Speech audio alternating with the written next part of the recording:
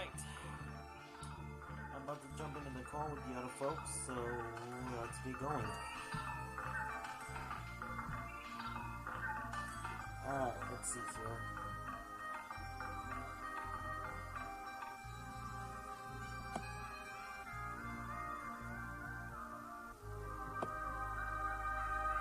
And that song abruptly ends right here.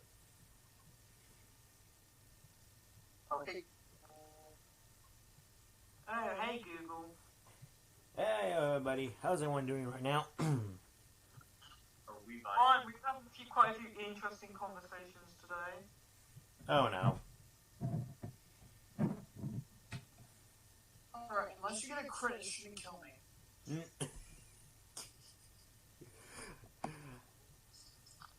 I'm just worried because Red Rose here said I had some interesting conversations. That implies something. Alright, let's go with Moxie. I forgot this is my ability. Dang, my crocodile never had that. Absol. Not Mega yet. Absol's a dark and normal type, right? Nope, it's just dark. Shit, let's go use dark. Oh my god, I'm such an idiot. It's fine, bro, don't worry. Although I really think it should be Dark Fairy.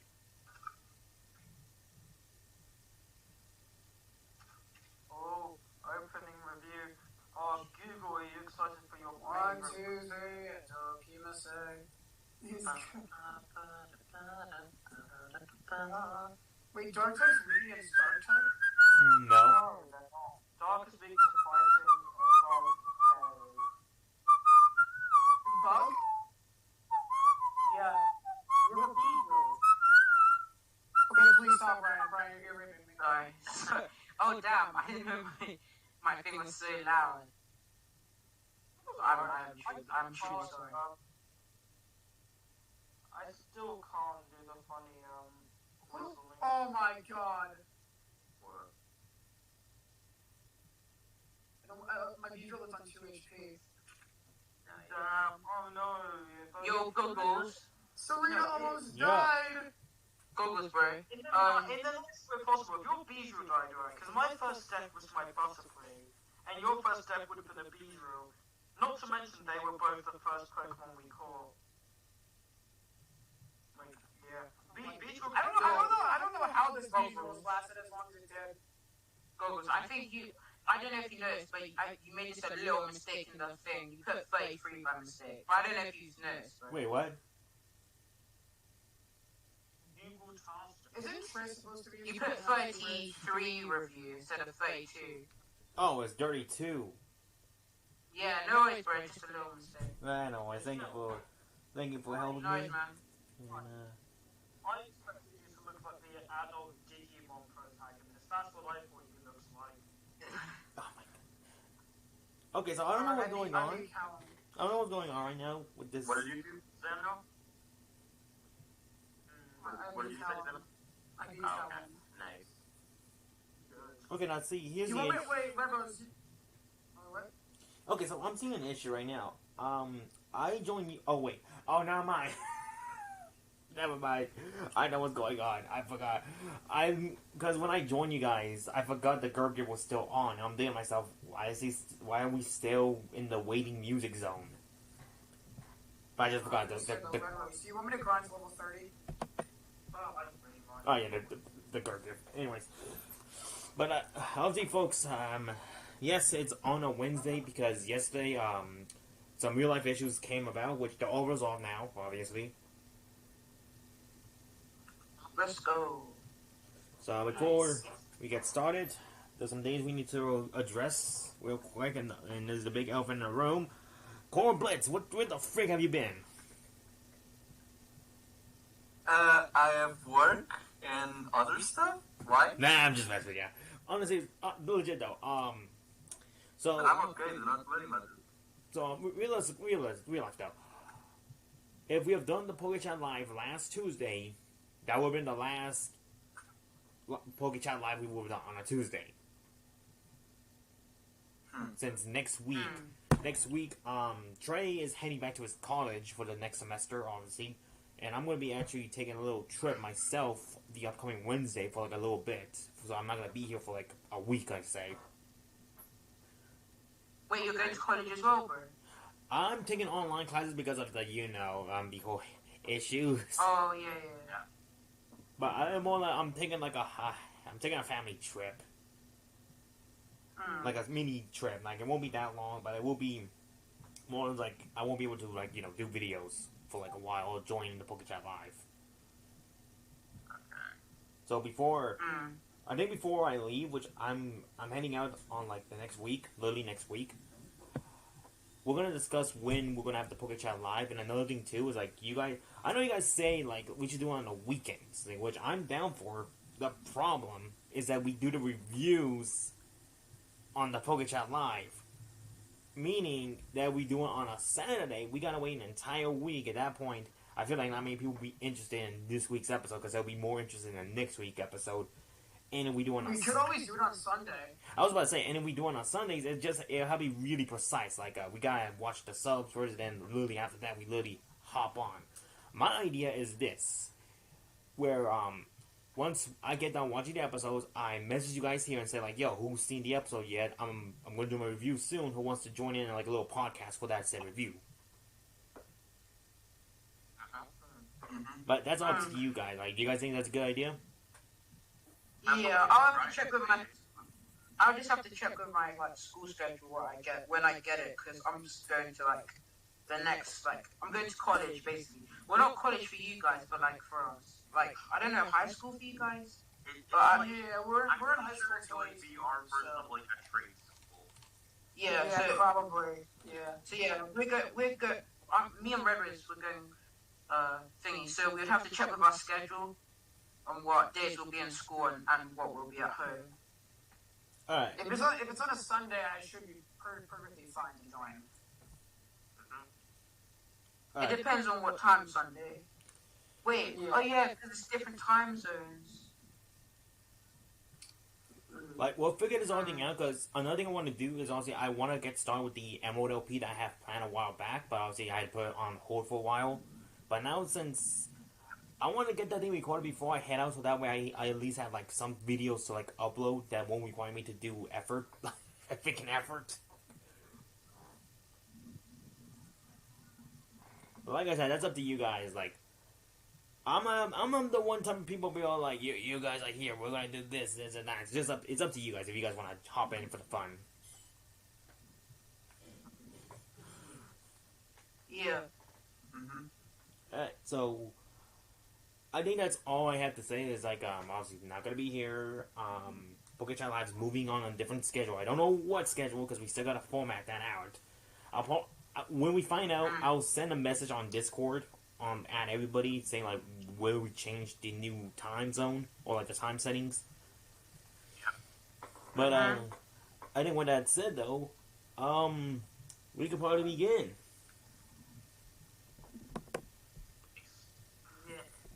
Alright, and this time I'm pushing the record button so that way I won't forget. Alright, so let's get started. So, obviously, if you guys heard in the background, and you guys should know by now, we have some guests here for this week. We got Alixamo. Hello. We got Cole Blitz. Hello. Pokemon Trainer Brian. Who's muted. Red Rose. Everyone is Hi. And we got Zeno. Hello. Alright, so obviously, new episode was out on Sunday, which caused some split again. Not as severe as other ones, but this is quite a mixed turns, I would say. So before we get into the main topic, let me go ahead and run down with a brief summary of this episode. So, the episode basically begins with Go and his family taking a trip to Azalea Town in the Johto region. Same location where Go was a few years back, where we met this kid named Tokyo, thank you. Tokyo. Thank you. Where he has flashbacks where he remembered when he met a boy named Tokyo, who basically shared the same interest of Pokemon with Go, who said he wanted to catch Celebi, and they both have a fun, like, childhood time. Go obviously cared about the kid, well, quote cared. So when they wind up going and hearing about the shrine, they want to go find the Celebi shrine, so they head out. And when they head out, obviously they have a fun time. They get to the sunset, like at this little hill-like area, I guess. And while there, Go and Tokyo basically talk about each other, and they basically make plans to meet up the next day. However, it doesn't happen because Tokyo got sick. But in the context, we didn't know that, not even Go, which alludes to episode 3 when Go made that comment to Ash about saying, "Oh, you're like one of those people, I guess." Anyways, when he heads back to the forest when it all went down, Go is trying to cope with trying to forget Tokyo, but he winds up encountering the same Pokemon that he encountered in that same forest. Aridos, Pinecone. I feel like there's another Pokemon I can't remember though. But he winds up finding the shrine and Ariados. I said Aridos. I think that was it. Okay. Yeah. So when he finds the shrine, he sees a note that was written years ago, where Tokyo states that he got sick the day after, and that's why he couldn't come. But when he went to the same location under the tree, Go wasn't there anymore, and assumed that he's mad at him, which obviously he was. But after hearing this, Go feels bad, and the episode ends with Tokyo appearing right behind him, and yeah, great way to end up the episode. All right. Okay, so obviously we're gonna format this well. So first, Alex, tell us your thoughts of this episode, like your brief thoughts. I thought it was decent. I thought it was a nice episode, a nice one-off episode. I wish we got a little more closure at the end. Tokyo was cool. I thought it was just a basic filler episode. I mean, it gave us some Filler episode. Oh, yeah, hold on, I'm not done. It definitely gave us some insight into Go's past, which was nice, but it was still kind of fillery, so I give it a 7 out of 10. Alright, next up is Core Blitz. Give us your rundown. There is so much detail in this episode. I have to give it a 9 out of 10. It's not filler. My only worry with this episode is that Tokyo will not be a recurring character that he should be. I'm very afraid that he will be a character of the day, and I don't want it. But the episode as a whole, it's 9 out of 10 because there is so much detail that I will later on explain. I have a sheet with all of the stuff that I was able to track down. So there's that. Alright. And since Brian is still absent, Red Rose, go ahead. I really liked the episode. It was good for Go's development. Like Kira said, there were quite a few interesting details and deeper stuff. With, like the rain with prophetic fallacy showing Go. Though I hope this isn't the only reason why Go's sort of antisocial, because it is one thing in his childhood. I sort of hope there's more stuff that adds to Go's character and stuff. So I give this episode roughly a 7 out of 10. Alright, Zeno, your turn. Alright, so I think the episode was actually very well done. I liked how it expanded on Go's character, showed us a little bit more about why he's the way he is. Well, obviously it's not giving us the full picture, it's giving us a piece of the puzzle that was well appreciated. I liked how it was an episode solely based around the character of Go, with no relationship to Ash whatsoever. I feel like we need to have more of these episodes to make Go a better character in regards to people liking him more, because I know a lot of people really are not that much fans of Go, and I think if we get more of these kind of episodes, people will start to open up to him more. I really liked the episode, so yeah, I give it a 9 out of 10. Alright.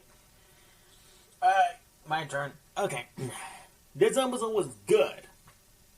Until the ending. This episode... You wanted some closure, not a cliffhanger, I understand. But even then, it's okay, I'll explain the things I liked about this episode. One, it gave us a good backstory for Go, which I'm actually surprised they were able to do that, because when it comes to me with flashback episodes, it's always kind of wonky. But then I remind myself, Go is still They should have done this with the Cuban episode, honestly. Yeah, Okay, like, when Journeys was about to begin, I immediately was kind of turned off with the first episode just because to me it felt like, coming out with this idea of Ash and Pikachu's backstory 20 years in the anime, and then I actually watched the episode because I decided to say, I'll give it that. Like, I'll give it a chance, and the episode actually impressed me from what they did. And here is the same equipment, but in a different way because we're still trying to learn about Go, so this episode was helpful to teach us Go's backstory. And also, I feel bad that I was doubting this episode at first, to be honest, just because, like, when I thought of this episode, my mindset was like this, like, Go would talk to his Pokemon about the past, and that's what happened. I thought that was going to be it. He's just going to talk about the past.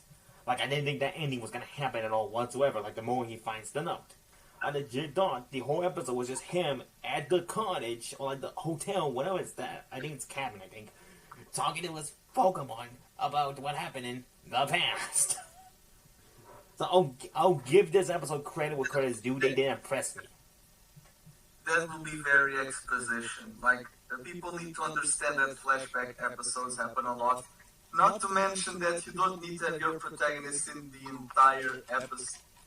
In all of the episodes. I mean, Naruto is not even in all of episodes of Naruto. Okay, and I'm I want to point this out. Ash is not in this episode. This is the first episode in the main series that he's not in an episode. Congratulations, Pokemon, you did it! But I begged for this back in Sun and Moon.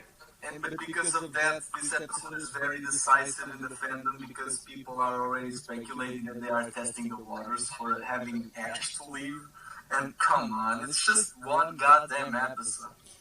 People need to stop overreacting over everything. But okay, like, I like the moments, I like the little moments that go into Tokyo. Why do you keep forgetting his name? His name is literally the name of a city in Japan. Tokyo, it means time child. It's Tokyo, but it's not spelled like the city, it's spelled Tokio. Yeah, Tokyo is in time, O is in child. So you wanna know what the issue? You wanna know what I think the problem is? That why I keep getting confused his name? It's because of Takato from Digimon Tamers. But not to mention that there's also a character in the Pokemon Horizons manga, the Sun and Moon manga. It's also named Tokyo. It also has white hair, but it's a completely different character, no relation. But yeah, there is some things about this episode that I would like to explain in full detail from the analysis that I made. Right, but I'll finish my brief. So, yeah, sure. Continue on. Alright, so the episode was doing good for me until the ending. Now, let me explain because I know these fine folks here, I know these fine people here, and let me assure everyone, I care for these people, and I care for them all. Except for Red Rose. Huh? Wait, that's impossible! I'm kidding. That's impossible! I'm kidding. He's the beautiful man that brought us Google Master. Or made me change the name to Google in Discord. Google Master. But, okay, here's my thing. And I don't know if people are going to agree with me or not. I felt like that Tokyo should have died. Let me explain. It would be realistic. Sad but realistic. Let me explain something. Pokemon has tackled death many times. The most iconic ones were back in Sun and Moon with Stoutland and Malice Mutter. So, I'm not going to sit here and take the whole, we can have a human die. Because we did that last generation. Now, let me explain another thing. The reason I say this is because, one, it'll feel more, to me personally, it'll just feel more impactful. The fact that Go doubted Tokyo, that he made a promise but now kept it, but then realizing he was sick and that illness went to something more deeper, and that's why he no longer was able to see him. I would have liked it if he had died, Go would feel the guilt, and because of that, would make him a better character. I would like that, not gonna lie. Especially when they went to the Ilex Forest and they had those plants. Maybe Tokyo could have developed an allergy or some shit like that. It's understandable. They didn't do the he died because it would be too dark for Pokemon, quote unquote, because Last we don't see generation. that on screen, right? Last generation, we had a doggy go underwater. That's my headcanon, Sally. Listen, I'm not saying they didn't show off the death. I'm just saying they could literally just have a passing of words when Go finds the note. Like obviously, I get it. Like they probably have something planned. Now, I get it. Like if they didn't want to do the whole like he died because I guess he's a kid, and I guess kids are supposed to live on. Even though I hate to say this. I mean, it would have been I think that honestly it would have been a good plot line, but I feel like they would have had to foreshadow it more in the episode. They were going to go that route. Mm-hmm. Yeah. No, but here's the thing. Because he's alive, he's expected to be on the show more, and now I'm worried, because will he be a character of the day, or a recurring character? Maybe a minor one, like Sanpei was in X and Y. Oh, yeah, and that's another thing, too, I want to point out. Okay, if we didn't... Okay, I get it. We don't have to do the death thing. But, what were the odds of him appearing behind Go, and they decided to... Like, that's my issue. They end off the episode with Tokyo appearing in front of Go, and then the narrator does this freaking, like, the world of Pokemon. It's not that far-fetched, because, in Japan, here's the thing. Tokyo, Go and Tokyo are from Vermilion and Cyanwood. They are seaside cities. And in Japan, there are various, shall we say, hotspots for summer breaks, usually on the hills and in the mountains. And the city that Azalea Town is based on, it's one of those hotspots for summer breaks and vacation because of the nature and all of that. Because Japanese people don't go to the beach when they have summer breaks, because the kids' summer vacation is only 6 weeks and not 3 months. So they always go to the hills and explore the nature and all of that. Maybe they have like Azalea Town, it's like the vacation spot that both of their families go. Maybe in a specific time of year. I know that for us foreigners to Japanese tradition is odd, but not for them. Totally not for them. And this is why I want for Tokyo to return, because, again, he's not from Azalea. He's from Cyanwood. What's next to Cyanwood? Lugia's Whirl Islands.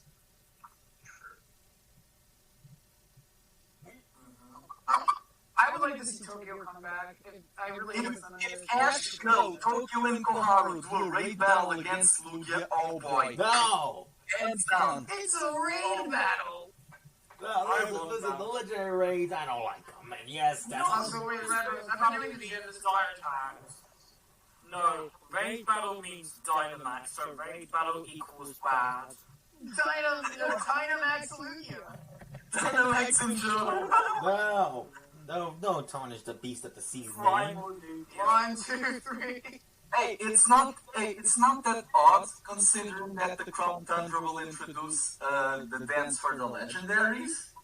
If they somehow explain that there are power spots outside of Galar, that's for them to write down and to make it logical. But then again, it's Pokemon anime, so they don't like narrative.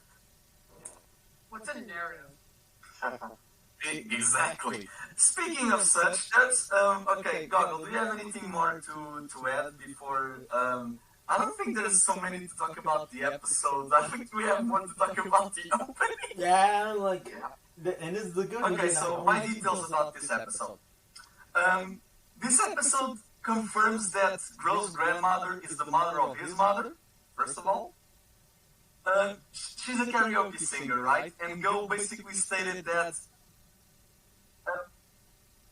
No, and here's the thing. Go stated that the line that he always says, that I will hold the future in the palm of my hand... Oh yeah, see you mentioned that. Oh yeah, no. He took the line from a song his dad heard. So, it's a nice family... It shows that Go values family time, because he doesn't have friends, so he has to value the family he has, right? Yeah, it's a nice little thing, because like when you think about it, when you're a kid and you're in the back seat and your parents are listening to their songs, there's always that one line you're always going to remember. So I like that. I just think it's kind of funny. The world is in your hands.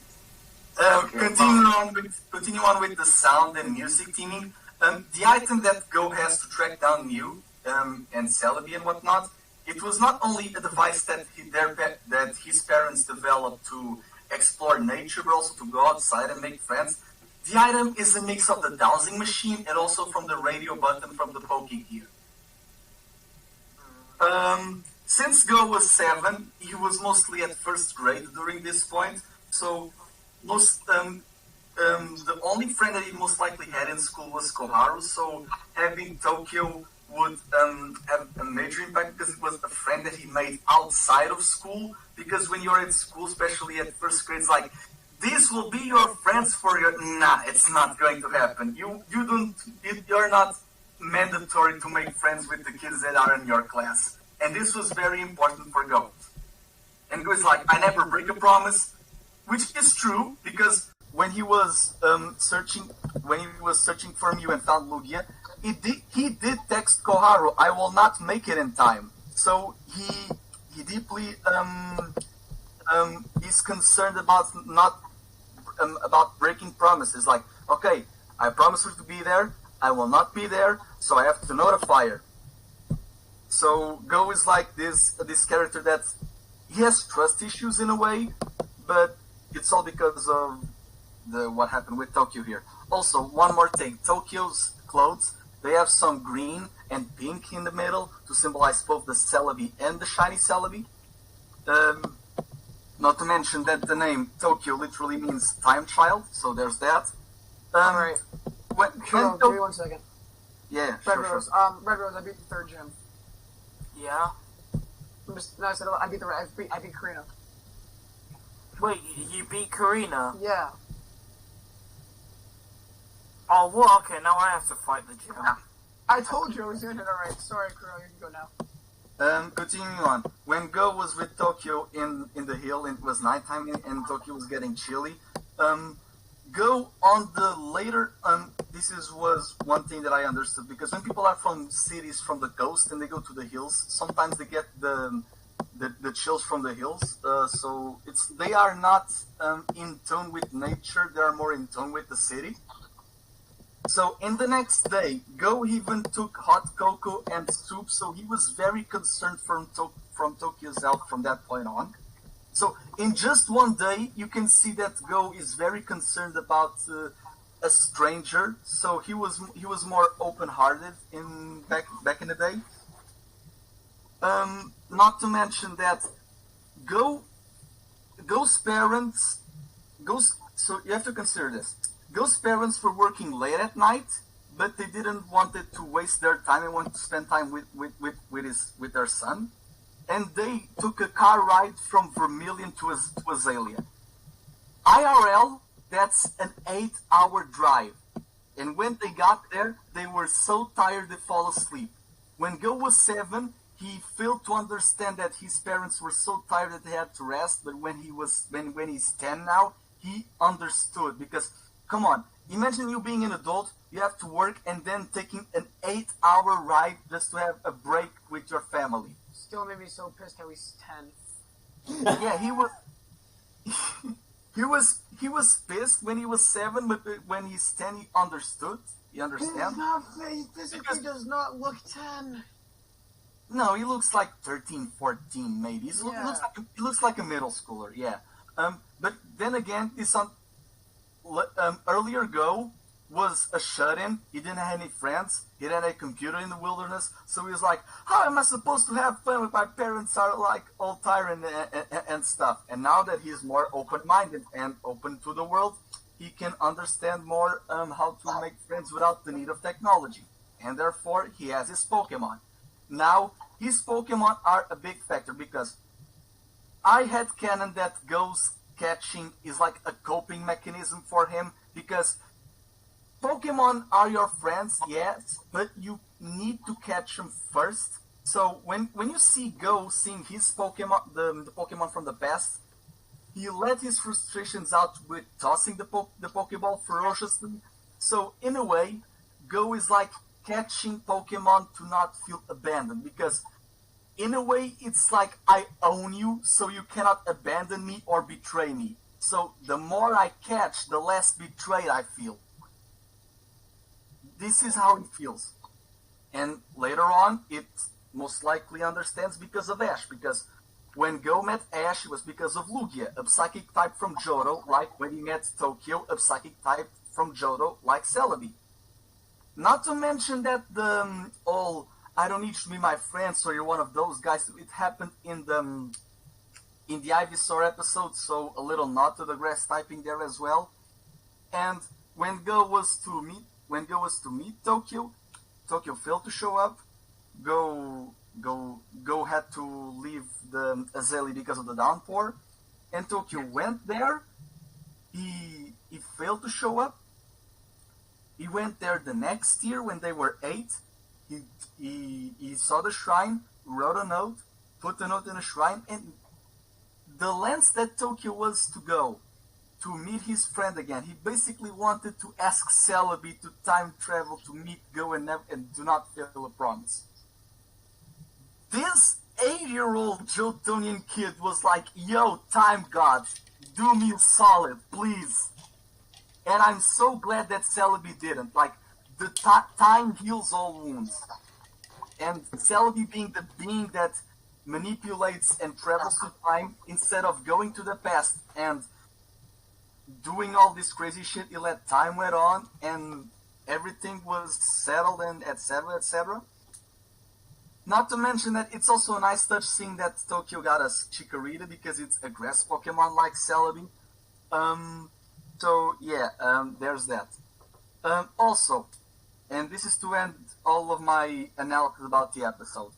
It hurts me more knowing that when Go met Scorbunny, Go told Scorbunny, I appreciate you, but I want for Mew to be my first Pokemon, and Scorbunny was to leave.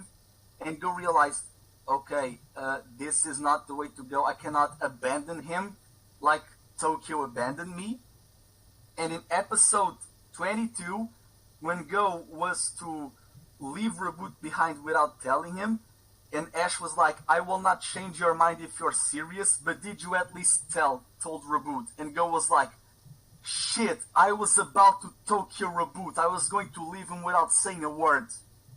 And this episode explains so much about the all of the last 31. Definitely. There's I didn't even put that connection together with the Reboot You stuff. see, you've definitely done your research. We're giving There's layers in this episode because Go catches as a coping mechanism to not feel abandoned and betrayed. He was about to do the same to his Pokemon, so there's that. Because, god damn, this episode. And with that said, I think the episode was just really good for Go's development. It answered a lot of questions from his development, and I think it was just overall a really solid episode. Yeah. Real quick. Also, Hayashi's music is... Oh god, okay. Sorry. Nah, just real quick, we're gonna give Cole Blitz the gold star for his research. Also, just one more thing because I'm watching. Thank you. One more thing because I'm watching this in the Stream? in the chat. Now in the video. Reboot is wearing a seatbelt, but Sobble is not because either A, Sobble is very squishy to wear a seatbelt, or B, Sobble would cry if he had one. So Go is like, nah, Sobble, you're not wearing a seatbelt. Or maybe Go try to put Sobble put the seatbelt on Sobble, and Reboot is like, he will get hurt. I will protect my brother from this cursed seatbelt. Don't worry, Sobble, I will wear the seatbelt for you. You will not get harmed.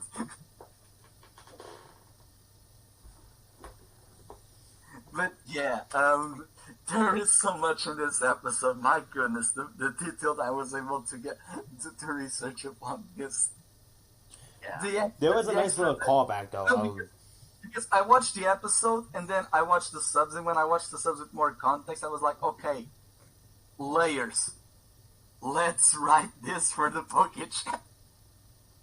There's one little detail I want to point out real quick, and it's the moment where Young Go brings the Sunflower, which fun fact, the Sunflower's trainers knows Ghost family a lot, like I think the regulars, but I like the moment where like the Sunflower uses Razor Leaf to cut up the grass. I like to tell myself that's like a little nod to like the original series because Bulbasaur used Razor Leaf to cut up some thorns. And if you think back to Red, Blue, and Yellow, and Gold, Silver, and Crystal, in those games, when you use cut on the grass, they can work. Yeah. Not to mention that you have the Farfetch side quest on that too. To have the HM cuts to go to the shrine, and Ghost Farfetch knows cut, and that's how he got to the shrine. I want cut. Why can't I get cut back? He got cut, but Scyther used Slash.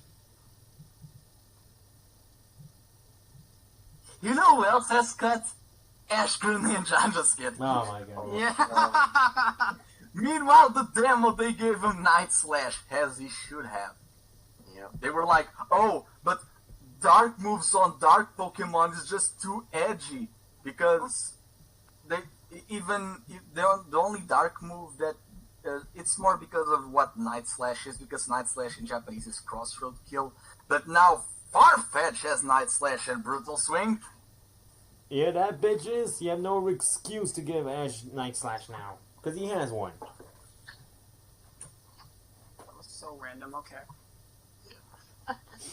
Ash No, I'm just playing, I'm playing Pokemon XY, and my rival comes up to me, he's like, here, take this, and it's just Surf. Ash returns to Kalos. He sees Greninja with Night Slash. How do you learn that? You see, while you were absent being in Alola, I went to the move deleter. While you were being on an acid trip, I went to go actually learn myself this dang move. While you were having fun, I did work. Huh? I just realized that Farfetch is actually the only Pokemon in Gen 8 that learns Cut. So that was a touch that Ghost Farfetch knew Cut. Wait, Farfetch is the only Pokemon in Gen 8 that can learn Cut? Yeah, Kartana will be able to when it comes back, but it's not back yet. Alright, I think we're done with the episode. What dragon is out? What dragon is out? Alright, so with my rating, 6.5. That ending kind of knocked it off.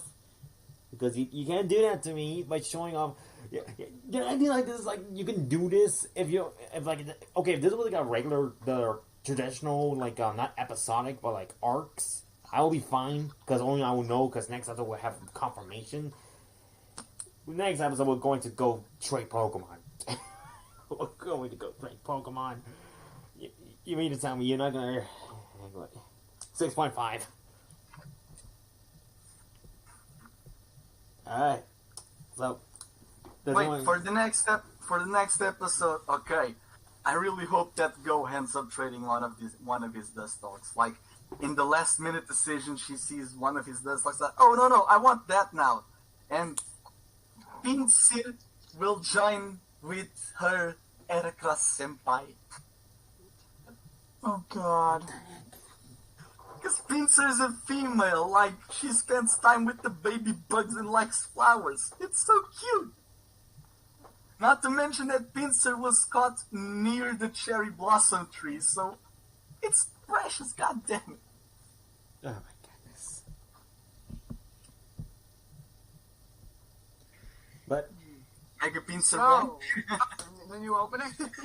so yeah, let's get started with the new opening. I got this to say. It's okay. So therefore, we're ending the stream.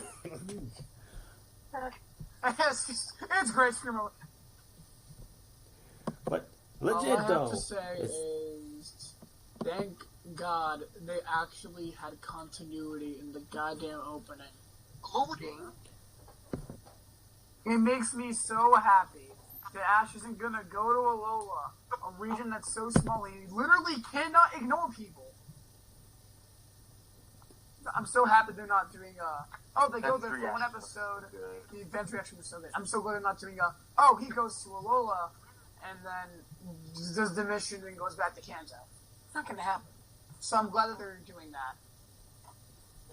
I want to point out real quick, when I was getting the images out, I got the Alola game image that Trey sent me, but the problem came out I misclicked, so now I can't go back and change it up again, so we're stuck with these images. That's fine. Tell me which one, I could literally... Not to mention that you will most likely go to Alola in the future, but most importantly, you will go to Alola after his losing streak, after his loss to B. So Alola will be the region that will rekindle his fighting spirit.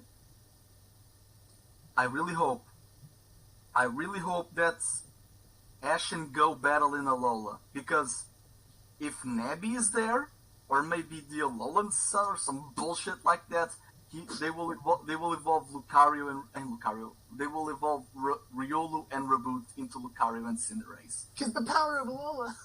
No! The power of Alola, Lucario! I'm through with you, Alola. No, because Lucario evolves with sunlight and because of daylight and friendship. And dang it, Colbert, you make the most the Pokemon sense. that Ash befriended and raised? Dang it, Colbert, you make the most sense. If Lucario's gonna evolve anywhere, Alola is the most sense, because that's literally the friendship region. Especially when Grookey has the Lucario of his own! The thing is, though, I think I should mention this. I think that, okay, so, like, I've been seeing a lot of comments saying, oh, since the Alola gang is getting back together, that means the XY gang is going to get back together, the Diamond and Pearl gang is going to get back together, No. and so on and so on. No, they're not. And I am going to explain why. If people haven't realized yet, they're only bringing back characters when they make sense. Huge example, Karina. She was brought back when Ash and Go visited Shalor City. Literally the city she lives in. Yeah. It wouldn't have made sense for Karina to be, say, in Sinnoh or Johto for reasons of, oh, I was training. No, because that doesn't make sense. She's a gym leader now. She's legally obligated to be at her gym most times. The only reason she wasn't there today is because, I took a day off to come do this for the PWC. Exactly. So you're saying that the Kalos companions are going to come back and meet up all together. It's just unrealistic because, one, they're in totally different places.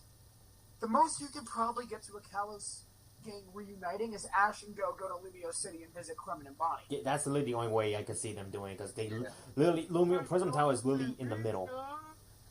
Whereas in the Alola gang, minus Lily, because obviously they're probably going to finish up that storyline in Journeys, they're gonna do something with it. I really hope that the Mon encounter happens on screen. It will be more impactful that way. Yeah, but also the reason why specifically the Alola gang is coming back first and is the game that's going to be all together is because Ash has to go to Alola still, and he can't really ignore people in Alola, since he's the goddamn freaking champion there. And then also the thing about the difference between the Alola gang and any other group that Ash has been in is that they're all still in school. They just took a summer break. It's not like, oh, Sophocles is forever in Hoenn, or oh, Kiawe's forever going to be training on Akala. No. It was a summer break. At this time, it's pretty positive. I'm pretty positive that their summer break is done. So they're all not to mention that Lana went with her father in search for Manaphy.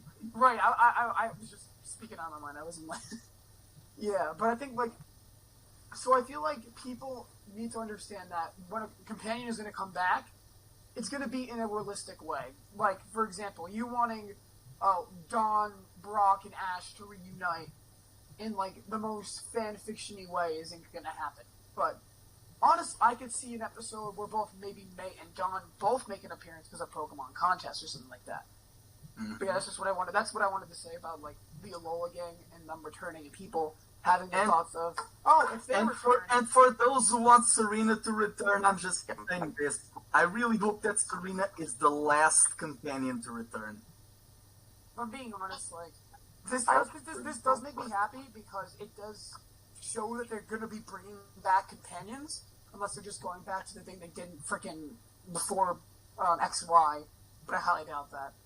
But yeah, it brings back companions, but people need to realize just that it's going to be in a realistic way, and this is a perfectly understandable and realistic way to bring back all the alone companions at once. Yeah, minus Lily, obviously. You know what would be great? In regards to Cuckoo and Burnett, the baby might still be...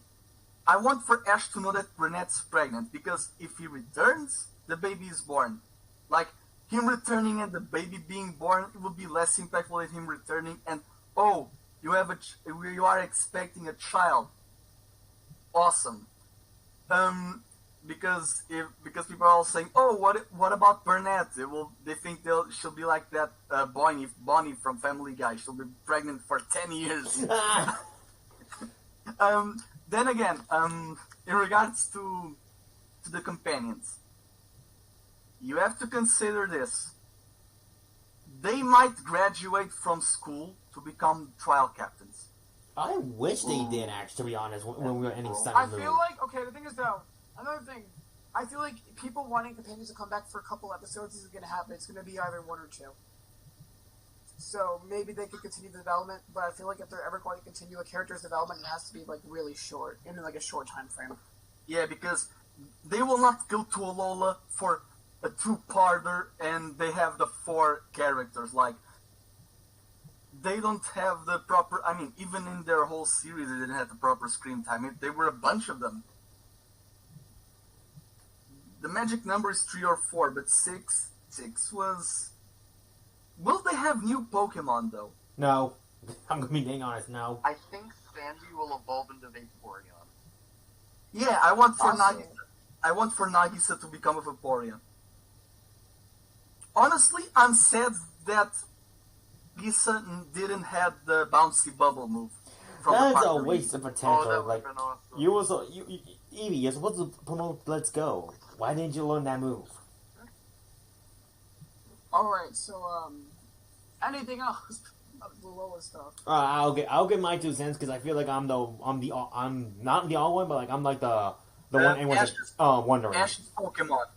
All Ash's Pokemon. It's the only thing, because the only characters that I can see besides the companions returning for the first return to Alola is Burnett, Kukui, and Ala. I don't care for Ilima, Guzma, Plumeria, Samsonite. No, just the companions. Kukui, Burnett, and also Rotom-Dex, of course. No, that thing could go drown. That thing could go drown in the water. No, because Ash has a Rotom phone. I want to see a moment where Rotom-Dex feels betrayed. Okay, that'd be funny. That'd be funny, but they'd be like, Rotom, I traded you for a better version. This one doesn't talk as much. Rotom is saying, oh, so you updated my iMac for that smartphone, huh? I see where you stand, Ash. Alright, guys, what is your opinion on it? Yeah, I want okay, yeah. for Ash's Pokemon to return. Just show up. Yeah. Honestly, I don't know if any, like, okay, first off, we all know, hello, Samurai Trainer Z. Okay, first off, I'm pretty sure everyone here in this chat and the folks in the room right now, everyone knows me already. I am not a Sun Moon fan. It is my least favorite series. How do I feel about the companions coming back? I'm alright with it. Like, I'm alright with it. Like, I'm not gonna sit here and... I will say, the one thing I will give credit to Sun and Moon, and this is something I will give credit to them, the friendship. The friendship they had with the Ash and the entire Sun and Moon crew. There were moments where they showed they do care, where it wasn't drowning me in friendship. Like, I remember in like one episode when they were in Ula Ula, Kiawe and the others were like walking through the ice cave, and the lady fought that time. And that episode basically, in the end credits, like the end scene, where Kiawe flies off, and one of them makes this comment. You know, Kiawe could have just left on Charizard any day he could have. He just really likes to spend time with his friends, doesn't he? I like that moment. Because it's something that, only enough I did back in high school. Like, legitimately, I could easily went back home anytime I wanted to, but I didn't because I wanted to hang out with my friends. That's one thing I'll give credit to Sun and Moon. The friendship feels nice. And he just... Yeah, the thing is, though, Matt and I were talking about this. It was... If this is actually Ash's last series, wouldn't it make sense to bring everyone back at least once? Yeah. So, Yes. obviously... I will say this though, the characters that I'm more or less like I like the Sun and Moon crew in some ways, but like some of them are like I just wish they had more better potential, more or less, or better character growth. Like for example, Mallow. That is one of that's one of my biggest criticisms with Sun and Moon, because Sun and Moon is my second favorite season below Diamond and Pearl. I think that one of the biggest criticisms is they waited till the very end of the show to fully develop everyone. Besides Lily, obviously. Lily and Ash were the big two exceptions to that. And yeah, I feel like coming back is just, it's fun. I think it works well. Yeah, because the characters. In Pony Island they had development because we had Lily and Gladion, because talking about Mon, we had Kiawe with the spirit of his grandpa, and he had to do the Flynian Z trial in Akala. We had Sophocles with the Vikavolt race. Hello, Saturday. We had Lana with finding a Kyogre.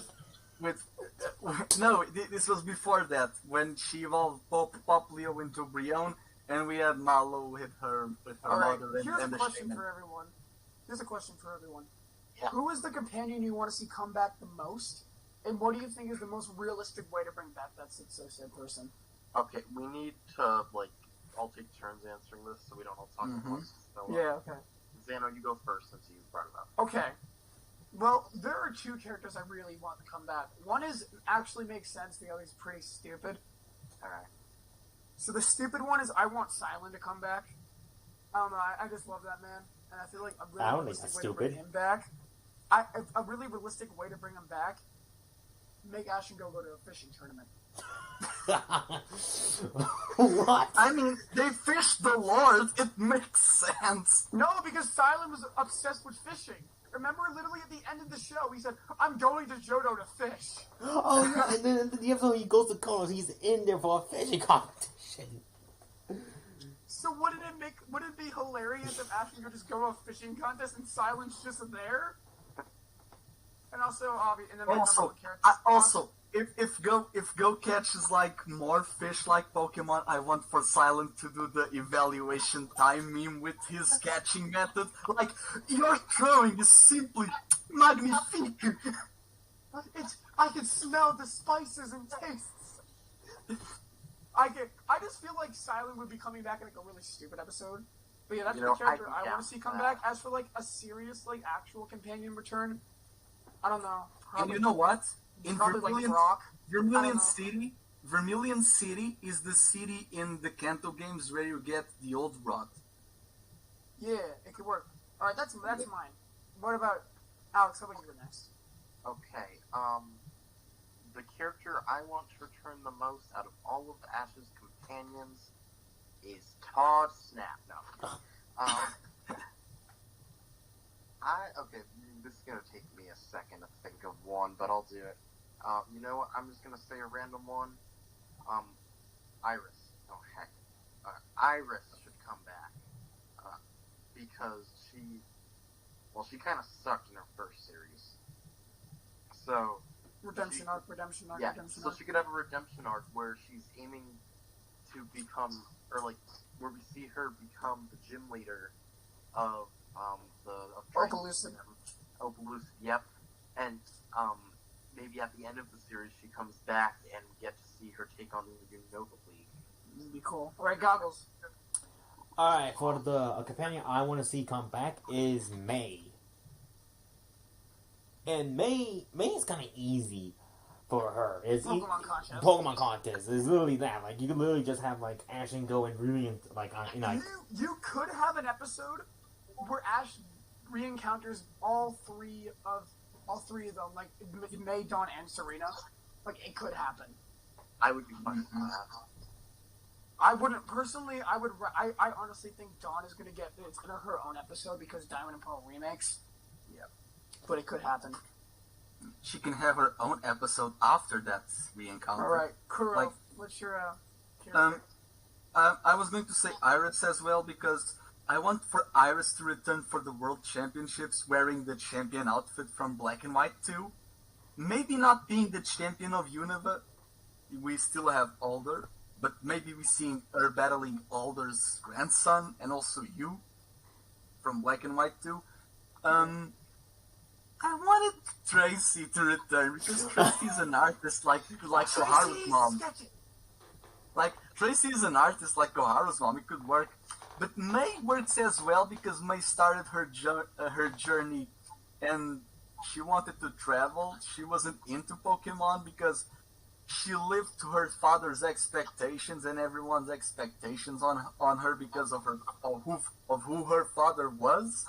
So it's like Koharu in a way. The characters that I want to return, it's basically related to Koharu's future. Don't blame me. I mean, that's fine. Alright, Red Rose, are you here? He's not here. He hasn't been here for like an hour. Alright. Okay, so, but this is the last thing I want to talk about with the companion stuff. Then we gotta move on, because we've been talking about this for way too long. Let's talk about the obvious one. Do you think Serena's gonna return at all? Well, yes, in the end of the show. Not this year and not the year after, but yes, in 2022. Honestly, I would like to see Serena come back. I would say I want to return. Oh, I called your name. You didn't answer. Yeah, I was doing something quickly, but Dawn. I want Dawn to return. For selfish reasons, because she's my favorite Pokegirl. That's fine. Alright, we're go talking about if we think Serena will come back because it's obvious people will get mad at us. So first of all, my favorite Pokemon is already coming back soon. And plus, here's how I see It's not a companion. It's not a companion, but he needs to return because he's a researcher now. Gary Oak. Gary's my character I want the most. I was just talking about companions. Ashy boy. Alright. I think we talk about the companions for way too long. Oh yeah. No, I beat Karina. What's this about Karina? Oh, Trey's here. Boy! Trey, Huh? Trey, we are talking about the opening, and how mad are you in a scale of 1 to 10 that Sonya's not in it? Oh, okay. She deserves to be in this opener, to be honest. Cause, I don't know. Alright, Trey. We're having this. I'm asking everyone this question. Out of all the companions who have not been revealed to come back, who do you want to come back the most, and what do you think would be the most realistic way they could come back? Alright, so companions, the most, other than the Alola group, the most likely I see returning next are Misty, Brock, or Clement and Bonnie. Misty and Brock because, for one, we're already in Kanto. This series is they've been Kanto 3.0. Yeah, they've already been doing a lot of Kanto pandering, so I'm expecting them to return soon, especially with that Ludicolo scene in the opening. Like, I think that's basically saying Brock. You didn't send me that image, by the way. Was I the only one who thought Mirror B when I saw that? Yeah, because I of them. think it's Brock. It's because of the March Stomp, but there's 5 of them. People are saying that Ludicolo might be the Lombre from the Little Root group, and he evolved and gathered Marsh Stomp. Oh, I never. Where? Alright, and why Clement and Bonnie, Trey? Like I said, once again, with Clement and Bonnie, they're showing game locations, and Lumio City is Lumio's Tower is on the poster, which means we're gonna go there at one point. Like, I know we seen it in the Korean episode, but we only flew by it. Like, I feel like every area that we see on the map in that poster, we're gonna actually go in there. So sooner or later, they're gonna go into Lumio's Tower. Who might be a part of the World Championship? We can get a rematch, or they can do something with Going Clement. I'm not too sure how they're gonna handle it, but I feel like they could easily just do like, hey, the Lumio's gym is doing something. You come over, something like that. I know exactly how they can handle it, Trey. They fly to Lumio's because of one simple thing. Remember when Ash and Go flew to Winden because they had to catch a train to the wild area? They fly to Lumio's to catch a train to Kilote City because Kilote City is a post-game zone, like the Battle Frontier where they went, the resort area where they went. So since Journeys is Ash's post-game, it makes sense for them to go to Kilote City because they have the Battle Maison for Ash and the Friend Safari for Go. So maybe having them visit Lumio's as not as a transition episode, you know? Like, oh, we need to get the train, and oh, the train left, you have to wait tomorrow, and they meet Clement and Bonnie in the meantime. Yeah, making it a two-parter, yeah. That'd be cool. What could easily... I was about to say, if they do go there, I feel like they're gonna... Alright! Alright, Trey! No, I can imagine Ash and Gil going to Lumio's to go to Kilode, and then Gil's like, oh man, we missed the train, and Ash is like, don't worry, I know a guy. I feel like they could do is they could easily use something where it's like Cerise is like, hey, I need you to go do some research, get some research for me from Professor Sycamore or something, and they're like, okay, we got the research notes, what's now? And he's like, I'll go visit an old friend or something like that. The thing is, the difference between Clement and Bonnie but in a world with internet, it's very iffy, like handling notes on hand. Yeah, the thing is though, the thing about Clement and Bonnie is they're the exact same as the Alola gang. They don't go anywhere. They're in one place. Yeah. If Ash wanted to visit them, he could visit them anytime he wanted. That's why I think they're really likely. They're probably gonna be the next two people. Not to mention that in the Corina episode, we did have a screenshot of the Lumio City, like because the plane was bypassing the city to head to Shalor. Yeah, it was a foreshadow. Mm-hmm. Exactly. Mm-hmm. Visual foreshadows are the best. Other things in the openings. Wait, how far have y'all gotten into it? What scenes have y'all covered? We talked about the companions. That's literally the only thing. Y'all skipped so much. No. We are not doing it order. We are just like the things that need to be discussed at first because they will take the longest are the ones that we're discussing first. Okay. I think the next thing should be Cinderace and Lucario. No one didn't predict it. Yeah. Wait, why is Lucario not having his Gigantamax Mega Evolution Z-Mood Aura Burst? Although, I will say, they Primal Fall. make It will be so weird because we have Zacian, Zamazenta, Lucario, and then we have Cinderace, like 3 dogs and a bunny. Wait, is Lucario a dog? They're like, whatever a bunny does. What's the No, sound just that a bunny the bunnies just move their noses. They don't make noises. Yeah. Nah. It's gonna go. Because, his name's Ace Bird. That was the most badass name I think ever. that honestly, I think that the Darkest Day storyline is going to be very similar to how they did the Aether storyline in Sun and Moon, and that makes me very happy because knows that Rose is stupid. I'm so happy that the anime is actually recognizing that, hey, we can do anime original things for the end of the series, and we'll make our own stuff. I honestly think that we're still going to get like a big crisis eventually. But if I'm being honest, I think they're going to make the Darkest Day thing super small, like on a much smaller scale than in the games.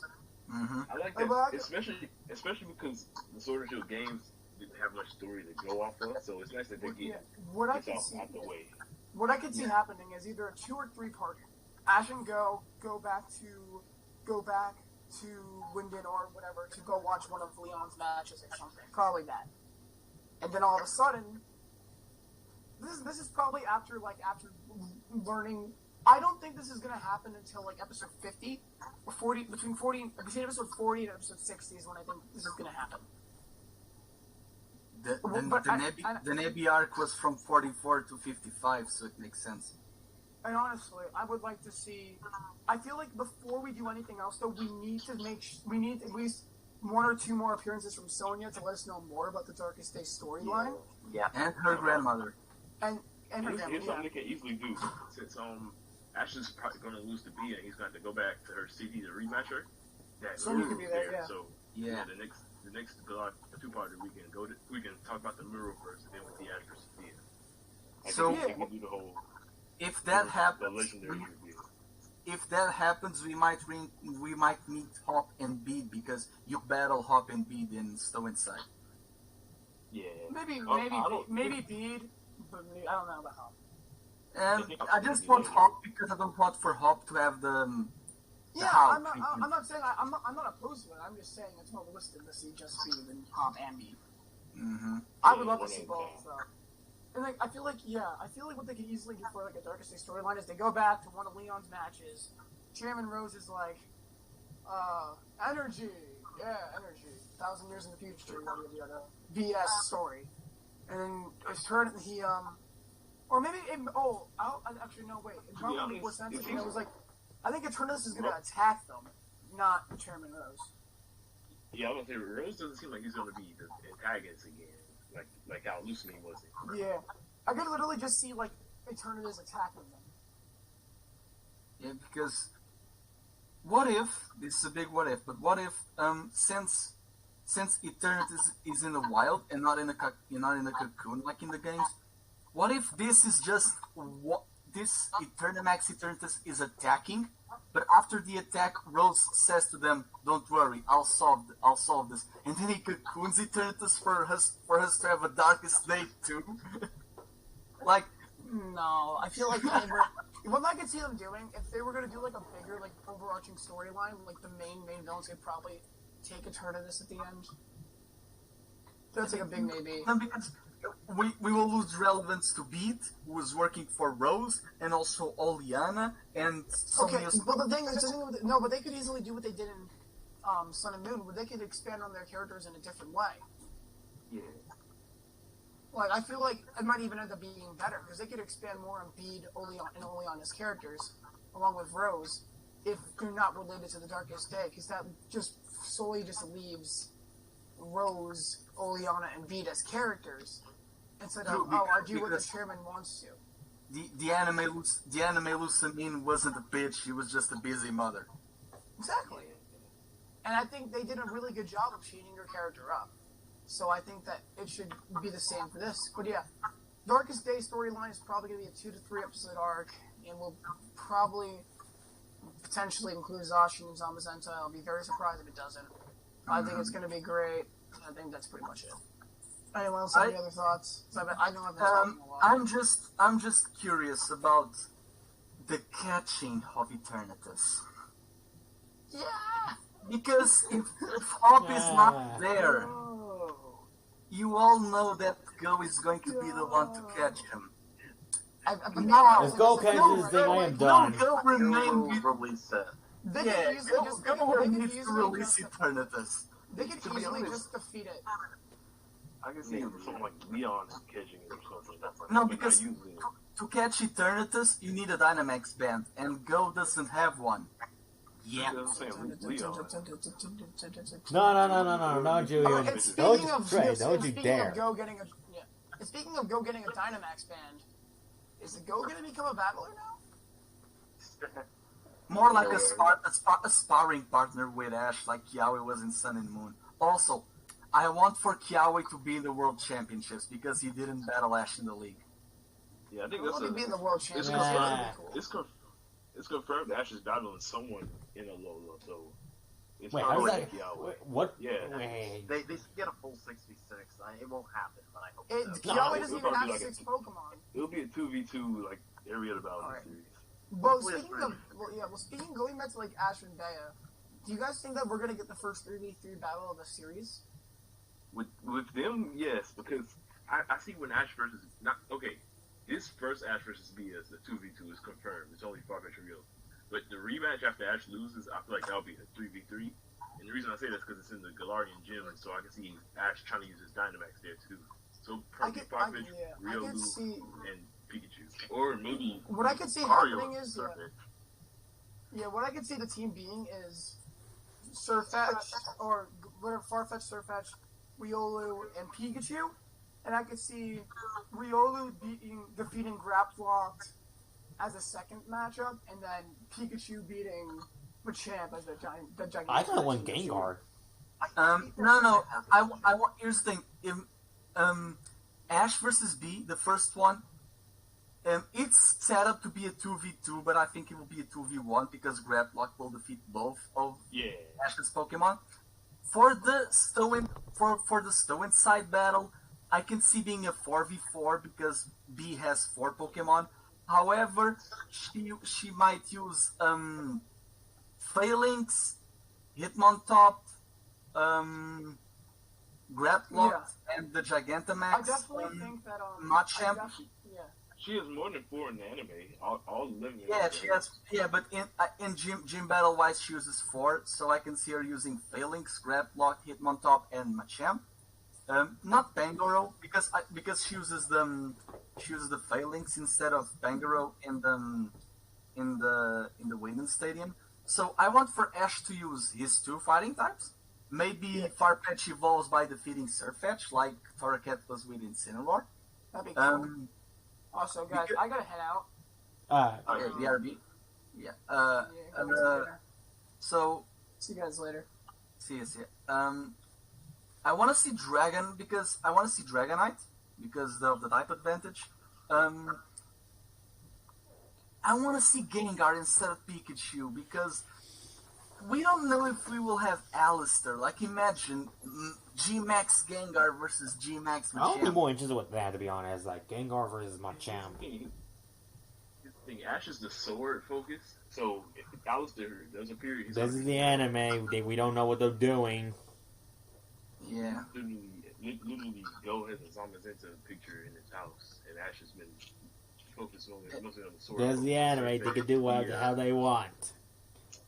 Ash is the sword focus. He's This getting is the anime. They do whatever the living Ash they will battle want. Gordy. Oh my goodness. Also, Like, Trey, I want to point out real quick. Imagine Ash will demolish Gordy. Like, how did you demolish me in my rock types? Well, I battled Brock, I battled Roxanne, I battled Rourke, I battled Grant, I battled Olivia.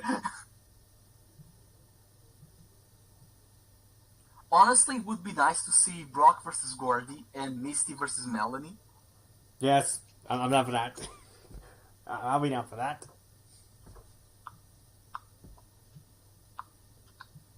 But he's the protagonist, so...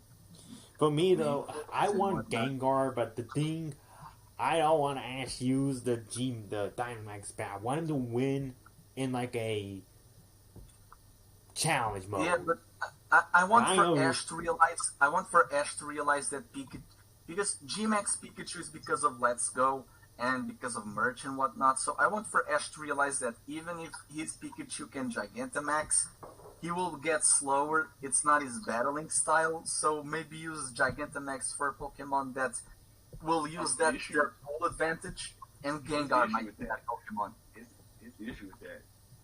Pikachu's the one that they focus on in the opening, which means we're gonna see it again soon. Damn it! God damn, you're right. So maybe next opening or next year we can start seeing like some of the other Gigantamax. Dang it, Journeys. You have to give Ash a G-Max ban, and we're not doing anything with it because we're not going to go on anytime soon. I'm just saying. So far being that rematch would be I'm just saying. You're going the effort to give Ash a ban that he sorry doesn't deserve, for real. Also, in regards to the opening, there is one in one shot where Koharu is looking at them. Koharu is looking at Go, and if you divide the frame in the middle, you can see Koharu and Go in one side of the frame, and Ash is alone in the other side of the frame. So she's not centered. She's leaning more to Go's side. I don't know about that one right there, because I don't think she's going to be a cashier too, because that doesn't seem like Koharu in my opinion. Like, I think the opening is just emphasizing that Koharu's getting more interested in like going on journeys with them. Yeah. Go when they are seeing the maps, Go is looking to the Galar map, and Ash is looking at the Johto map. Johto. Yeah. So Ash might rekindle his attention to Ho-Ho. Maybe. You know? Yeah. This is the last series with Ash. I feel like they would put a heavy focus And now on Ho, but we see the montage. Hey, Infamous. We see the montage. We see Raihan. Also, because of Raihan, since the Darkest Day stuff happens in Hammerlock, we need to see Hammerlock Gym, not just Winden, because every time they go to Galar, we always see Winden. Yeah, We need to see more of Galar. They literally moved the statue to Winden. Yeah. Yeah, and it is in Motostoke. Okay, so let me see. We have the Ludicolo, the Day and Night Cycle in Vermilion. We should there's also the Zapdos. That That sounds interesting. Yeah, the bird and Aerodactyl. Let's go. No. I hope No. they do it right. They gotta pull it off right for it to be good. Raid Yeah. battles. God damn it! The one thing I don't like. Swear, go catch it in a normal like at least a great ball. Yeah, go need to use the Great Balls, Ultra Balls, and the berries from Pokemon Go. Yeah, and he needs to find. Sure, a- FMS, you can join in. Let's go. Hold up, hold on, real quick. FMS, you're welcome to join. Like, you can go ahead and join whenever you want. Like, the chat's open. Yeah, but when We're in the PokeChat live, so hop on We're in in the and give us your PokeChat. thoughts. okay. Yeah, I'm at He's I on just in. there's just so much things in regards to Go getting an Aerodactyl because Aerodactyl is a rock type, so it defeats all the birds. The birds are the mascots from Ghost teams, the Valor, Instinct, and Mystic. Aerodactyl is revived in Cinnabar. They have a fossil lab in Cinnabar, and Aerodactyl's entries relate to genes and DNA, so Mew. Also, Cinnabar has the Pokemon Mansion where Mew was cloned, at least in the games. So, Go getting Aerodactyl is possible, especially when the opening is hinting at that. I don't mind Go getting Because a if- fossil. Also, there's If a new- Go uses Aerodactyl to defeat the birds, oh my god. I'll be pissed. I'm Also, gonna be damn wait, honest. hold on. There's a new there was a new trailer they dropped today, and apparently Aerodactyl somehow got into the Cerise lab and is attacking them. Wait, what? Yeah, where's like that? there's a new. Hang on, I'll send the link. It's Is all a it really really, big is it voice. really Hold the on. Cerise lab? Because the dome seems different. No, it's the lab. It's the same. If you guys So remember, it would be interesting if all of Ash and Ghost Pokemon have to fight this thing. Like it's that No. strong. And This happened instead of in being Pokemon Cerise Chronicles Park, it's with, Jurassic Park. Yeah, in Pokemon Chronicles, Gary was researching fossils, and an Aerodactyl got out of hand. So maybe this is a return with Gary. Who knows? yeah. but But it does seem like yeah, This- and this and thing is and, so and big. in that episode they stated that Aerodactyl are carnivore, but that one like to eat fruit. Do you know he did that back in the day? Was like this Pokemon eats that sad thing, or that Pokemon eats that sad thing. It's just like you're inconsistent. I don't buy No, you. here's the thing. I believe that if Pokemon eat the food that trainers give them, they will not fall into their instincts. Hey, Infamous, what's up? so bad for me. Yo, how's Hey, it going, everyone? Infamous. What's up, bro? Hey, Welcome to the PokeChat. hey, what's going on? Wait, Glad to this be your here. first one, isn't it? This is my first official. Hey. So The great let's debut. go. With a new opening, we have a new member. Hey, yeah, Yeah. man. Hey. This opening was dope. This is Oh, what I needed. Okay, I have to ask you this because I asked Trey how sad he was that Sony is not in the opening. How sad are you that Grookey is not in the opening? I mean, everyone knows I'm a big Grookey advocate. I think he should be at least teased.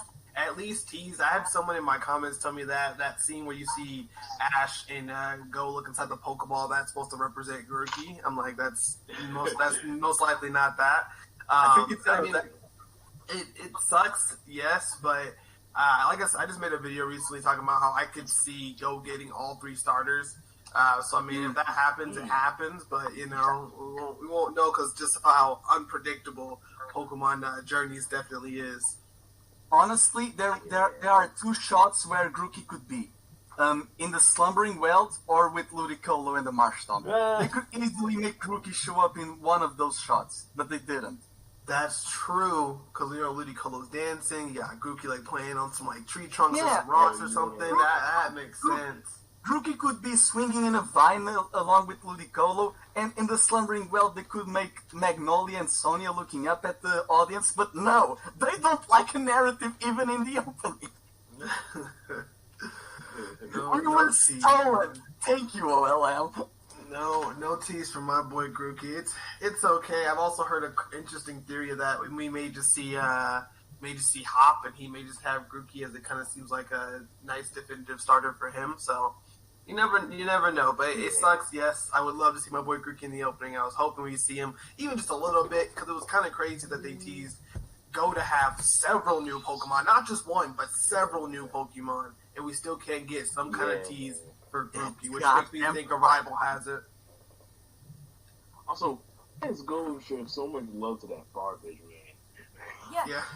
He likes that Farfetch more than any other Pokemon, even the Raboot and Soppel. And I think it's only because, he sees Ash's in action. He sees the relationship that, well, granted, we haven't even seen much of Ash's Farfetch'd in action, but I feel like he was like, well, if Ash has a Farfetch'd, I might as well have a Farfetch'd on the team. So. True. Not to mention that in the screenshot when they are jumping, we see 7 Pokemon from each side. So Ash only has Mr. Mime and Yamper there. Maybe has placeholders. Yeah, that's what they are for. For some reason, I think Mr. Mime and Yamper are definitely going to be placeholders. There's just, for one, there's no way that he's getting it. I don't see Yamper a likely Pokemon he would have. Also, I see Mr. Mime staying because that's the only time it appears in the opening. Mm-hmm. And, they want to show off all the characters, but Yamper's got to go. Also, in regards to the second to last shot from the opening, when we see 5 Pokemon from each side, there are a few parallels because of Go and Ash's Pokemon, because we see them as equals, quote unquote. Flygon and Dragonite, both dragons that can't Mega Evolve. All right, let's start this right now. Okay. Raboot and Pikachu are starters who are in their middle stage. Riolu and Sobble are the blue babies with potential. Farfetch and Heracross are the fighting types. Scyther is there maybe to hint at Scizor, because Scizor and Gengar are both Mega Pokemon that can Mega Evolve, and they are in Pokemon. Both of them.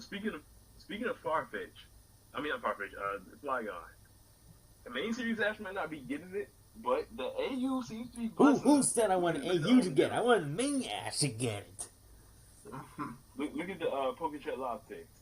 This is a new picture. Oh, nice. Don't troll me. Don't troll me with this. Don't troll me. I want this real, but I know it's going to be an AU. No. He's not commanding Flygon. He's commanding Coco. Oh, gosh. Coco, I choose you. But so I'm not sad at Go getting a Flygon. I'm just disappointed that Ash hasn't. I am upset because of tonight Ash game Flygon for freaking Dragonite, and I am very upset. I'm very upset. The AU is blessing you. Hey, you was trolling me, Trey. That's what they were doing. They were all like, Gargomaster, you wanted Ash to get Flygon. We gave him the Flygon. Yeah, it's not in the main series. You're welcome. But still. So, the funny thing is, I know, Gazos, you just said you're not happy that Go's in Flygon. I made a poll earlier today because I was just kind of like genuinely interested to see what people were going to say. Of like, how many people like hate Go's character? Because it seems like a lot of people like hate Go, and I'm not saying that you specifically do, but I have a poll up and I did like, do you guys hate Go's character? So out of 211 votes, 75% hates Go's character. So I don't know if that's something. Wait, that's complete opposite of the poll I ran. The poll I ran. Hang on, I'm gonna pull it up real quick. I did a poll like maybe. Okay, maybe you asked the wrong question. You shouldn't ask if they hate Ghost character. You should ask if they hate. What do you hate more, Ghost character or Ghost catching method? And you'll see the difference. I'm more or less upset with its catching method because it's not interesting for real. Like you catching a bunch of Pokemon. No, it's not. Yeah. He's a walking merchandise. It was worse. So here's my poll. Well, my bad. My worst was therefore Shiny's gonna catch a legendary bird that could run with me. That's what I'm scared about. I'm like, no. We emphasize that there's few legendaries people could own without ruining their lives. I mean, Moltres Zapdos and Articunos won't ruin anything, would they? Yes, they will. Disturb not the harmony of thunder, Did lightning, you and not watch fire. 2000? I'm just being honest. I feel like every legendary should really not be caught. Because I mean, even back then, like as much as we all, I don't want to say we like that battle, but as epic as the battle was with Tobias, No. you know what I'm saying? It's I feel like it's just not right for regular trainers to have themselves. You know what I'm saying? Legendaries. It takes away from the lore of what they're supposed to it serve. pretty much takes. That's pretty much my thing. Is like they take. And that's joy with Aladius in the special afterwards. It's literally what they Stuff did like in mid- Super. Stuff like mythicals I can get by, like Zero as a rule, but not like we're fine. you know, not Really like has big Magearna for crying out loud. Yeah, like those I can kind of get by because they're not as impactful in the world. Like Like if you see Go catch a freaking Groudon, That's just a problem. That's just ridiculous. You know what I'm saying? I think how it should be is, you know, all those main legendaries, like keep them wild, don't capture them.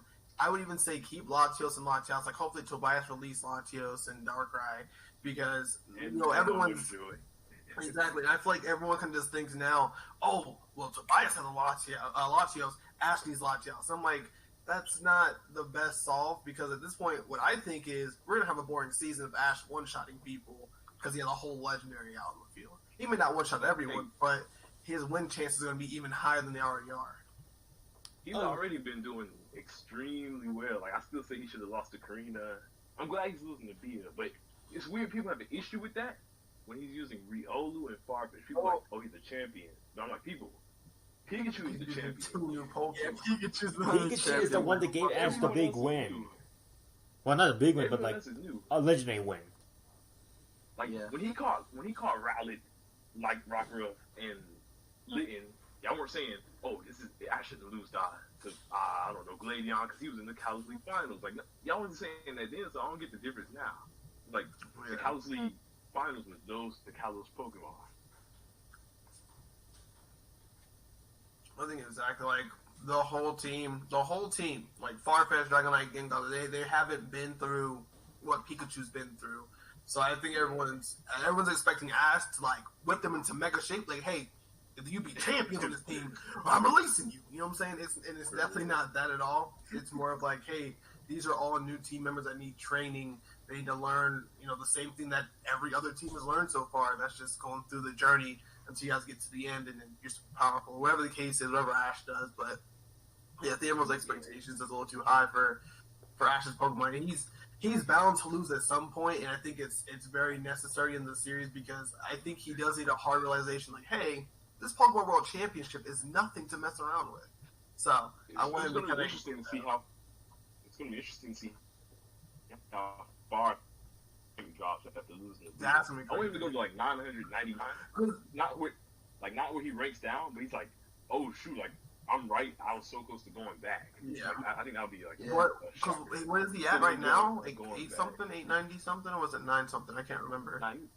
He's like at 906. Okay. He's like he's real close to 800, right? I think it'd be nice for him to get like, you know, he loses the battle, brings it back to like 998 or something like that. But like, he will have a losing streak afterwards. So Wait a if minute. he has a losing streak afterwards, it means that he will go back to the normal class. So that's true. Hold on. Honestly, I think he's at 900. I think he's 921. I want for him to decrease to 950 or something, and maybe he has like 960, 970, 980, etc. Oh my goodness! And when he's like that close to going, like when he's like that close to going back, he's like, okay, I will go to Alola. Okay, Coldplay. Rekindle my spirit because. Kuro. Yeah, listen, yes. Okay, real quick, I apologize for some delays, but I hit the milestone. I gained 300 subs. 300? Yeah. I gained 300. Thank you to Salamander. Thank you, everybody. I did it. Thank you, everybody. Thank you, Trey. Thank you to everyone here in the chat. Those who left, obviously, because they had to take care of stuff. You all are here. Congrats, bro.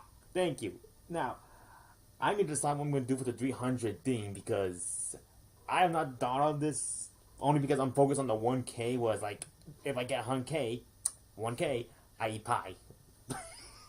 I'm still keeping that word. So, I don't know. maybe you guys can decide. What should I do for the 300 subs? In the chat, that is. Like you got, like, yeah, basically, like, what should I do for 300? Let's see. Maybe it's just a Q&A, maybe, you think? Or maybe, no, I'd say that for 500. Like, I think Q&A is like 500. big. So you say that for 5? Huh? Yeah, I'll probably say that for 500, but like, 300. Maybe? I'm not sure for real. Let me see what I did for 300 subs, and then I can. Alright, but we'll continue on though. Folks, if you guys have any ideas, be sure to like comment on this on the stream. Go to my Twitter, DM me and stuff like that for like suggestions you guys have for like 300 subscribers. So with that, I want to thank you all, everyone, for helping me hit 300. This channel has hit 200s in the 300s within the beginning of this year. Was shocking for me because this channel has been kind of lacking. So thank you everyone for helping me out with this. But let's get back to the discussion. In the ending of the opening, there's this shot where Ash and Go are about to fist bump. You see Go's side like red color and Ash's blue color, but there's this moment where they have the gray on Go and the green on Ash, maybe because of the outfit and the backpack. Not to, but the gray and green are also the colors of the Crown Tundra environment and the Isle of Armor environment because it's frozen and wilderness. And also the original Red and Green game. You know, the first ever Pokemon. The Isle of Armor, and I wanted for the Isle of Armor to be like the summer school from DP and the summer camp from X and Y for Koharu to have development, but I can see that Alola will be the quote-unquote summer spots. Maybe Isle of Armor and the Crown Tundra will be for 2021. Yeah, I think it'll push those back to later. Yeah. I personally feel if they do something like introduce the Crown Tundra and the Isle of Armor, do it prior to the Pokemon World Championship Finals, so that way Ash can train with Mustard, and then, Go can go with, Chairman's brother and explore the ruins and stuff like that of the Reggies. I think that'd be pretty cool to also introduce that, and also bring back characters like Brandon and stuff like that too. I want for Brandon to return. I want for Brandon to return. If Ash goes with to the Isle and Go goes to the Crown Tundra, Hop and Sonya are part of those two stories. So Ash could probably be Hop in the Isle, and if Go goes to the Crown Tundra, maybe Koharu could come too, and she meets Sonya. Yeah. I think that could also work because that could build up a rivalry between parallel stories. Yeah. Yeah, I think for one, I think they should split off. I don't think they should be together. If it's me writing that down in our video, bro, I'm gonna get that point down. The teams of the Crown Tundra and the Isle of Armor and Crown Tundra are Grove for Ash and Exploration for Go and Koharu. Exactly. Sup everyone, I'm back. So, but Hey! so yeah, maybe they can do like the whole, like I was saying before. Even Naruto doesn't show up in every Naruto episode, so maybe have one Ash episode, one Go episode, one Koharu episode. Bounce back and forth. I think honestly, if they wanted to, they could. The Isle of Armor and the Crown Tundra, those can be like a small. That can almost be like a small. I don't want to say series, but like a small, 6-episode arc or something, where it's like 2 episodes of Ash and the Isle of Armor training with Mustard and stuff like that prior to going to the World Championship, and then same thing for Hop, who explored many different Pokemon, caught new Pokemon and stuff like that too. So wait, what did I miss? What were we talking I had 300. Oh, nice! You 5 minutes ago, we did it. I'm proud of you, Goggles. Thank you. Thank you, everybody. You know what, Goggles? I'm gonna transfer $5 to you right now. Tracy, how many $5?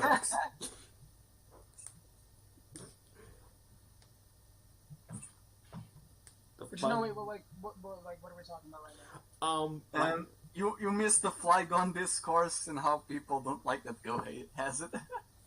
Oh well, that's nothing new. that's every episode. There's a Pokemon that people want Ash to catch. Yeah. I didn't know Ash in against the regards, Farfetch. in regards to Ash losing to B, I understand. I really hope that they do this because he met Corina to develop Riolu. He meets B to where Riolu battles. So I really wanted for Riolu to evolve in Alola because of Solgaleo's Sun presence, especially against Go's Reboot evolving into Cinderace because of Solgaleo's Heat. But if Ash's Riolu evolves against Maylene, because Maylene is the other fighting expert, we have Corina to develop, Corina to inspire, B to develop, and Maylene to evolve. I can honestly see Riolu evolving during the Bay Gym battle rematch. Nah, that has to be. That has to be. I really want to see Ash's Riolu fight, or maybe Lucario. Actually, I think that would be pretty nice. Cause I don't know. Yeah, like Dragonite was able to beat it, and Riolu's been getting strong. So maybe after it becomes Lucario itself, it thinks like I just want there to be a moment where Riolu's so headed so high, where he's like, I can beat anything.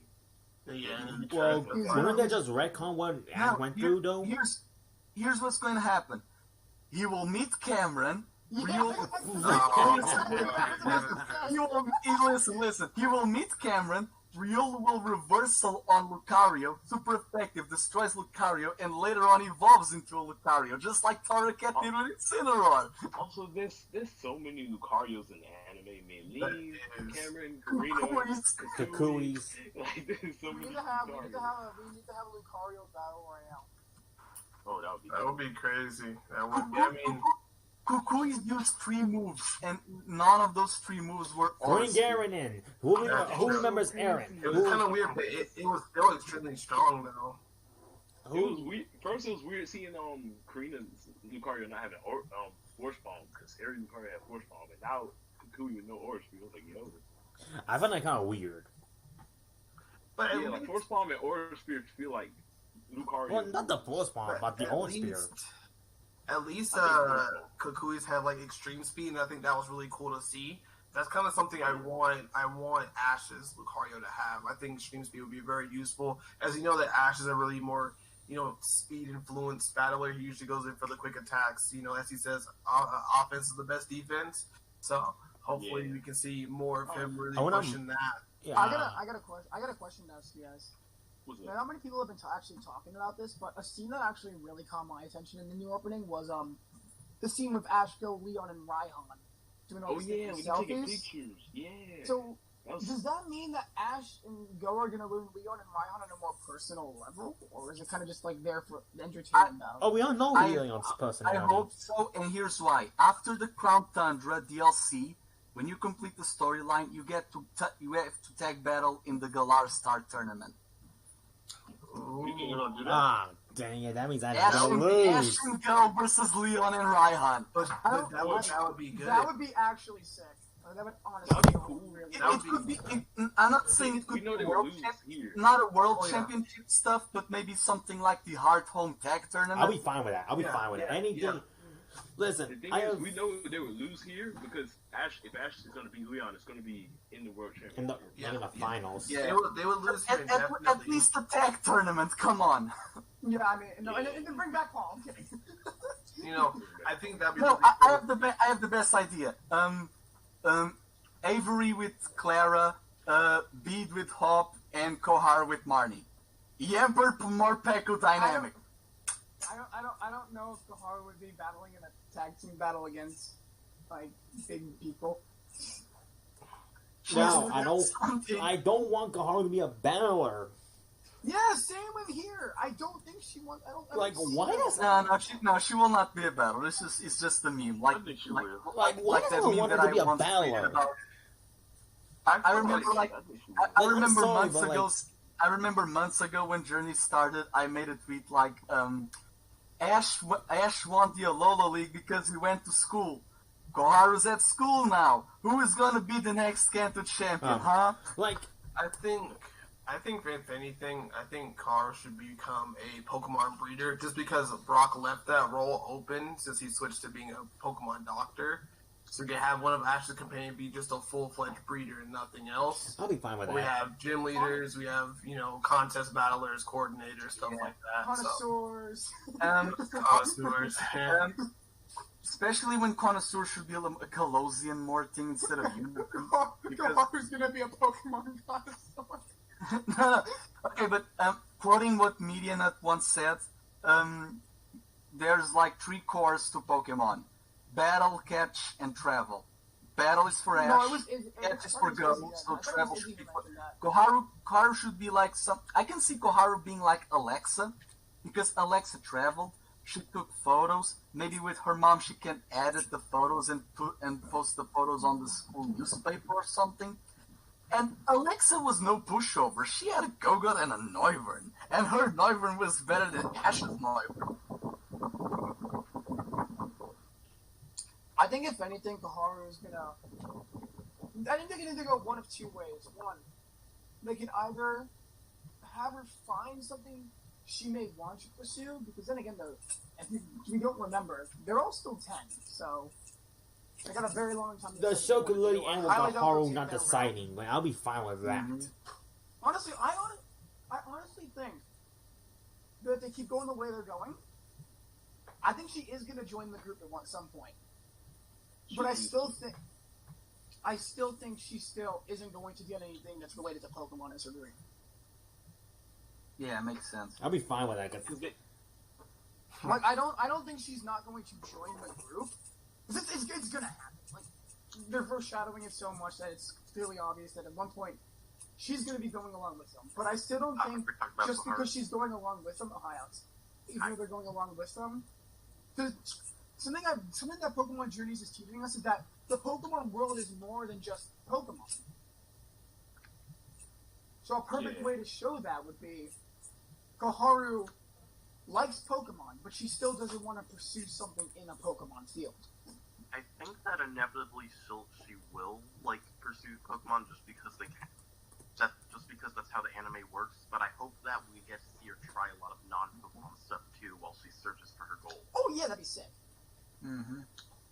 I think they should just go for all of them. Yeah. Honestly, she might not be. I feel like, to be honest though, Go would be the best to try out a contest just for the sake of trying it, because of rebooting is dancing. Mm-hmm. I would love to see. Or the musicals from Unova. Ooh, I could definitely see Go and Reboot entering the contest. I would love to see. Yeah, that'd be awesome. Mm-hmm. In regards to Koharu, she can be not a professor, maybe a teacher, because they have to teach about Pokemon in school, right? I'll be fine if she goes with that. Yeah. I feel like Koharu at this point is just such an unpredictable character that at this point we're just going she could be this, she could be that, she could be this, she could be that. There is a character that could work for her development, not only Sonia, but Professor Juniper, because Professor Juniper, she became a professor. She was inspired by her father, but she wasn't leaned towards that. She wasn't pushed to the side. She chose to be a professor not because of legacy, but yes, because of choice. So I can see Koharu having some parallels with Professor Juniper. Also, it's still super hard for me to call Koharu Chloe. I can't do it. I will never call her that. No. Why would I call her that? I'll chose his name. I can't do it. I can't. I might sometimes call Sakuragi Cerise, but I cannot call. Oh yeah, I can call Sakuragi Cerise. I just can't. I could call Go though. Yeah, I can't. Yeah, I can call Go, but I can't call him Go. Rhymes lines. Oh yeah, man. Oh, in regards, we'll say the first talk after. Yeah. In regards to, we didn't talk much about Ash's Alola Pokemon when he returns, because he will have to meet him, right? Yeah. Like the rocks in the ending. True. It's inevitable. If we go back to obviously, let me rephrase that. I hope when we go back to Alola, we could see Incineroar action. Yeah. Because Incineroar never battled, yeah. I think it should kick off like when they first pull up to like maybe Kukui's home. It's like and Rock and Incineroar kind of fighting in like the front yard. I think that'd be pretty cool to see. I think it'd be kind of funny if Fortnite yelled at them telling Incineroar not to burn down the house. No. You know what could be better? Imagine that Ash oh wait, I'll be back in a bit. And Reboot is just in the beach being punched by Pikumuku, and then Reboot sees Incineroar and it's like, "What's up, bro? You wanna fight me?" Imagine Reboot wanting to spar with Incineroar and goes like, "What the heck are you doing?" And Ash is like, "Yo, Incineroar, calm down." It's my friend is like, "Ow." I just wanted to troll and say that's not Ash's Incineroar, but Kukui's. Oh, that would be so messed up. I think that honestly, like. No. Oh, that's even better. That's even better. Reboot wanting to spar with two wild Incineroar. Oh god. Oh god. We gotta remind ourselves that house has 2 Incineroars now. Yeah, there's 2. How can they tell which one apart? I was actually gonna say that. I hope they have something to tell those 2 apart whenever they get to Alola. Kukui's Incineroar has a mask. It's obvious that when they go to Alola, they're gonna be staying at Kukui's house. Oh yeah, 100%. I want Kukui's. Think, honestly though, that Kukui's Incineroar is just a little bit bigger than Ash's. I want Kukui's. So that might be a way to tell. I want Kukui. Maybe they'll just have not show Incineroar. No, I want Kukui's Incineroar to have a scar. I want them to, but they might just not. I just want that. I feel like they'll show Ashes definitely. Like Ashes, in the poster, Rowlet's in the poster, Lycanroc in the Indian. Like those 2 are already confirmed, so it'd be weird if they left out Incineroar. I keep forgetting what was his team again. I need my Rowlet goodness. I really hope that Malo cooks the max soup for Melmetal. How's that thing gonna eat it?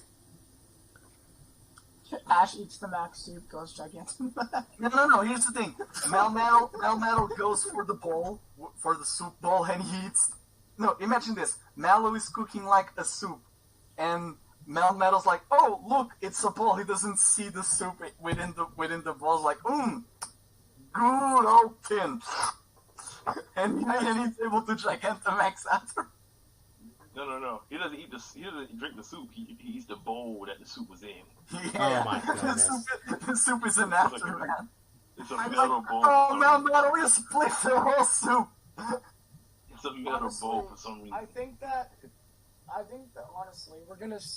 The Alola thing is, I feel like although we are gonna see a lot of Alola things, I think we're not gonna see like all of Ash's Pokemon, all of Ash's companions, all this Alola stuff the first time we go. Or Yeah, So you're thinking they're gonna start maybe visit Alola like sporadically, like once per 6 months, maybe. I feel like this one will be a 2-parter, definitely. Oh yeah, definitely. Oh no, it will be a 2-parter. I'll be pissed if it actually isn't a 2-parter. If it's not a 2-parter. I mean, they're dumb. They do dumb stuff. So Like, this is the region that Ash won the league, and I'll say this right now has the most connections. I don't care, but my statement is Ash's home is more of a Alola than Kanto ever was. Oh, 100%. I mean, Jersey. Yeah. I'm glad they're finally making Delia a mom, but before like this series and Sun and Moon, worst mom ever. Worst mom ever. No, she cared about her. More like his mom now, though. I like the moments when Delia was always like, if Ash had clean underwear, that was nice. No, I just find it very funny how he gets home from Unify. He was like, "Oh no, I want to go to Kalos," and she's like, "Well, get out."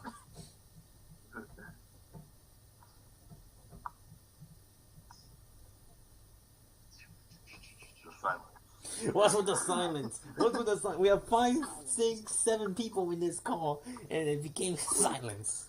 Let me see what points of the I don't opening think did we there's miss? any more to talk about. I guess, really? Yeah, what points of the opening did we miss? I think we mentioned everything. Did we talk about the Zapdos? Yeah, we talked about it. Yeah. Alright. I guess that's Honestly, like an hour, so. what? And we also talked about the next episode, so. That's just gonna be a filler episode. Honestly, what? I don't know. I think we can talked talk about everything. more like. We could talk about the abridged. Oh. Nah. Before that, in regards to Koharu, will she have more Pokemon than the Emperor? No. Maybe I'll see. I feel like they're gonna pull Lily with her. They're gonna pull Lily. Maybe one more. We think so? I think she'll have max of 3. Like, she won't have more than 3 Pokemon in the entire series. The thing is, though, and go max 800, yeah. Yeah. They're not even helping Pokemon. What do you mean? I just. I'm still sad that his bugs didn't evolve. It's been 8 months. Like, come on, his Caterpie is still a Caterpie for all this long damn time. When's the last time we seen that Caterpie? Episode 6. No, actually the episode where all the Pokemon were fighting, maybe. I think so. Speaking of which, I think it was in the Phoebus episode. Like, Caterpie was just chilling with Pinsir. every one of Ash and Ghost Pokemon appeared in that episode except for the exit. Joe, you mentioned that when you mentioned that numerous times already. I don't. Okay.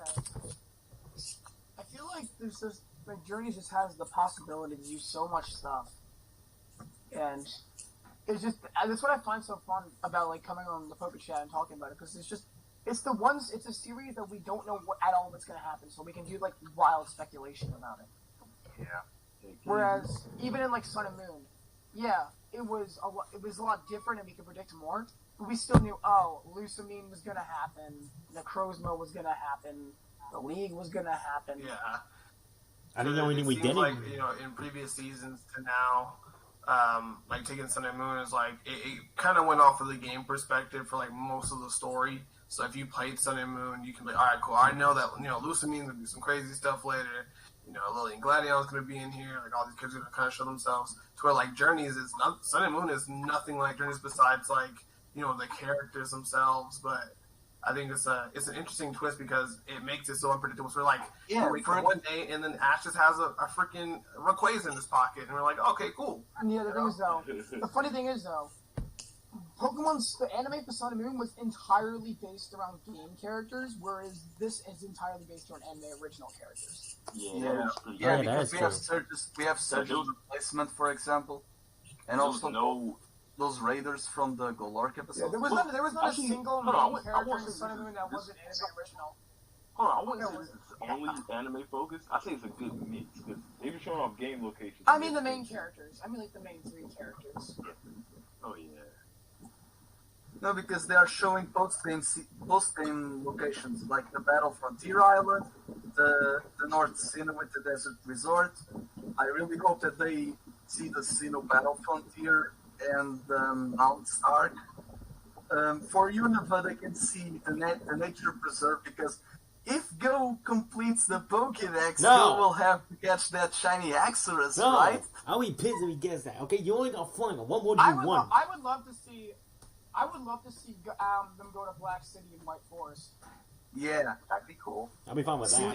Because Alder's grandson runs a facility there. The Lake of the Moon is a place we haven't been to. Yeah, we need to go to Lake of the Moon, Kilote City. We need to go to the Safari Zone. Oh, Go will be banned from that place. I would love a Safari Zone episode. Going from is this? Imagine if they did the four Safari Zones, like the 4 Safari Zones, counting the friend one from X and Y and the Great Marsh. No, guys, Go catches 60 Tauros. Oh no. No, I'm just imagining. Go will go to Cyanwoods to visit Tokyo. You will see Lugia in the Whirl Islands. Then he will go up to Cyanwood to see the Johto Friend Safari, and he's like, and Ash will meet Go like, hey Go, how was the Johto Friend Safari? I got 30 mil, thanks! A perfect mix. I can honestly see... The funny thing is, though, I can see Go doing that. Sorry. That's Cyanwood. What? We were just talking about Cyanwood last week. We were? Yeah. What were we talking about? I wasn't here. I wasn't talking about Cyanwood City. Cinderace. I Not heard. in the lie. Oh, okay. I'm confused. Lugia, Cinderace. Oh my goodness. I just realized it. How does this happen between me and Trey? How does this happen? We talk about something and then it happens. What I need to say? What I need to say? Ash gets Mega Lucario times Z. No, he's getting we're gonna wake up in the morning. He's getting Ash, Lucario, or Reverse, Mega Evolution, Demon Gigantum. This sounds like some freaking box's tour from Power It's gonna be Rangers. a new scan. We're gonna wake up in the morning. There's gonna be a new scan with Ash, Mega Lucario. This is gonna be I feel like I'm the only one who wants him to have a normal Lucario. I remember Nah, Mega. I can see Mega Evolve in the future, and here's how. You see Ash's cap. Ash's cap has like that green dot. Put the keystone in the green dot, and every time Ash Mega evolves, it flips the hat. Oh, hey. What?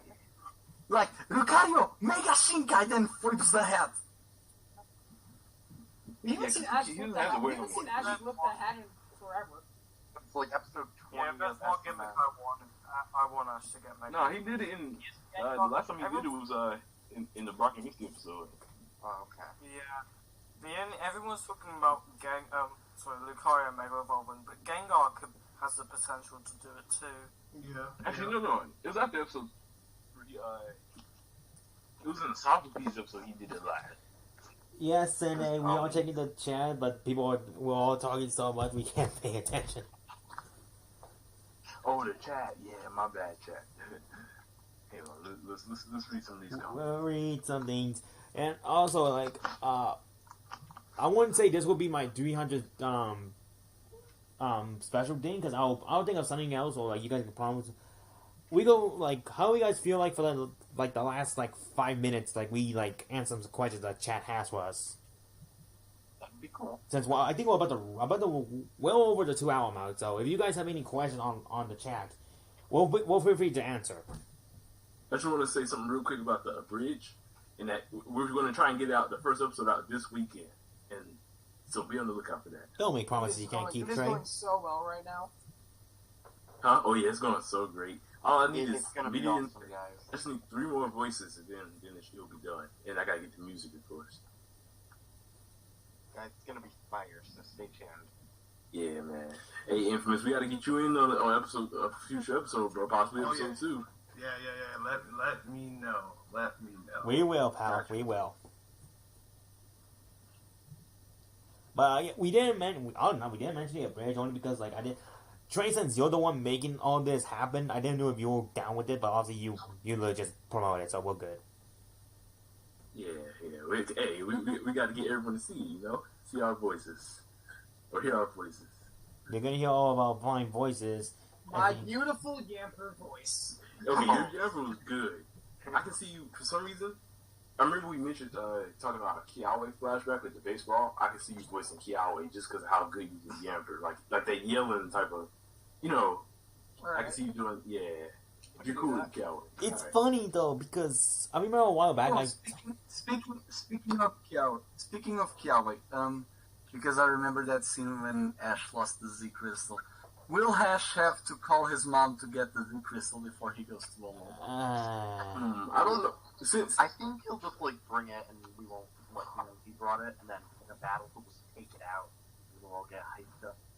Yeah, in the battle that we see in Alola, we only see his right arm for real, so we can't really tell. But I don't think he's wearing it. I don't think so.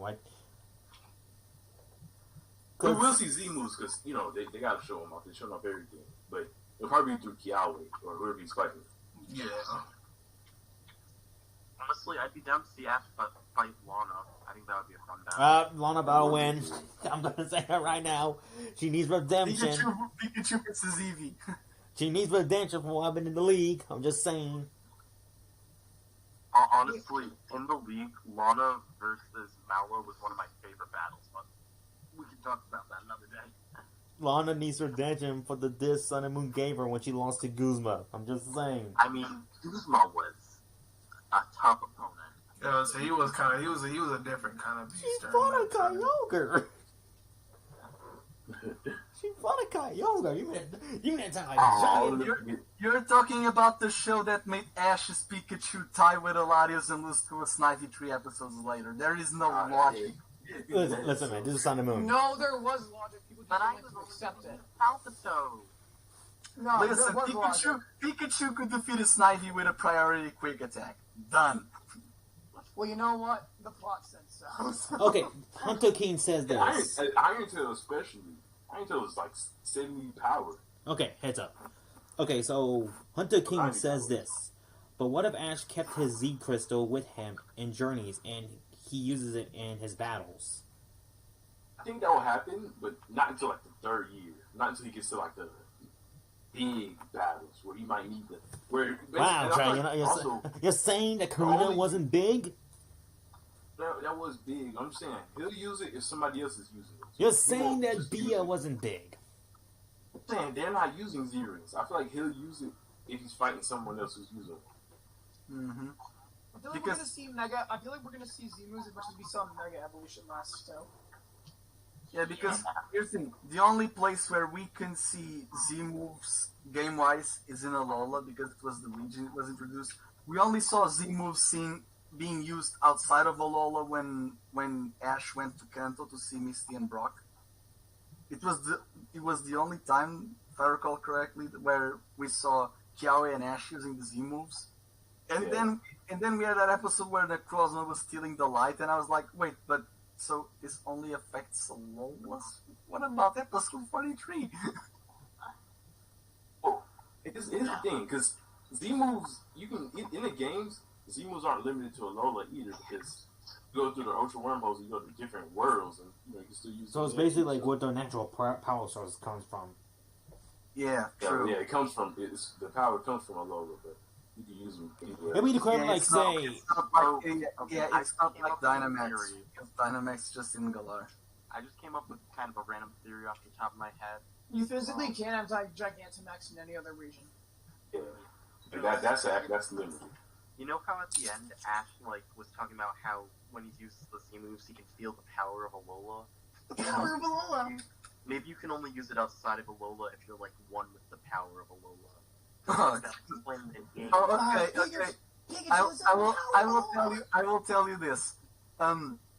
When Ultra Sun and Moon revealed the fuse Necrozma, I believed that the Pikachu Z was all thanks to Ash's aura, because here's the thing. When we had Pikachu Z, it was Electrium Z's changing, so I was hoping that Lycanium Z was the Rockium Z changing, and the CGI would be the Grass and Ghost one, or the Insinium would be the Fire and the Dark one, because so you're then again, saying we didn't have that, because here's the thing. Ash didn't got the Ghostium Z from Astro.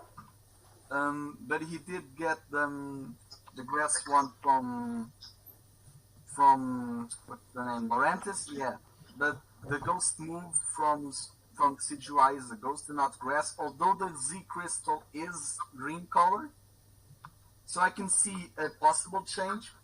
However, when Lycanroc defeated Nanu, I was like, okay, he's going to get a Darkium Z. No, here's a Lycanium. I was like, okay, my theory is off the roof, because I wanted for Rockium to turn to Lycanium and for Darkium to become Insania. So you're basically saying had the Z moves, like the generic ones, change into upgrade. the upgrades, I wanted for Ash's aura, the catalyst for the Z. Coblets. Yo. Hey. It's Brian. Hello, Brian. Hang on. Yo, Brian. Real quick. Coblets. You literally gave me a better explanation than Sun and Moon did for the Pikachu. I would have been fine with that. Anyway, because here's the thing. What's the one thing that makes Totem Pokemon being Totem Pokemon? It's the aura light from Necrozma. So you have aura in Gen 7. They could easily explain it, but no. The Pikachu, I'm glad that because here's the thing. Ash won the league thanks to Lycanroc. he won the exhibition match thanks to Pikachu.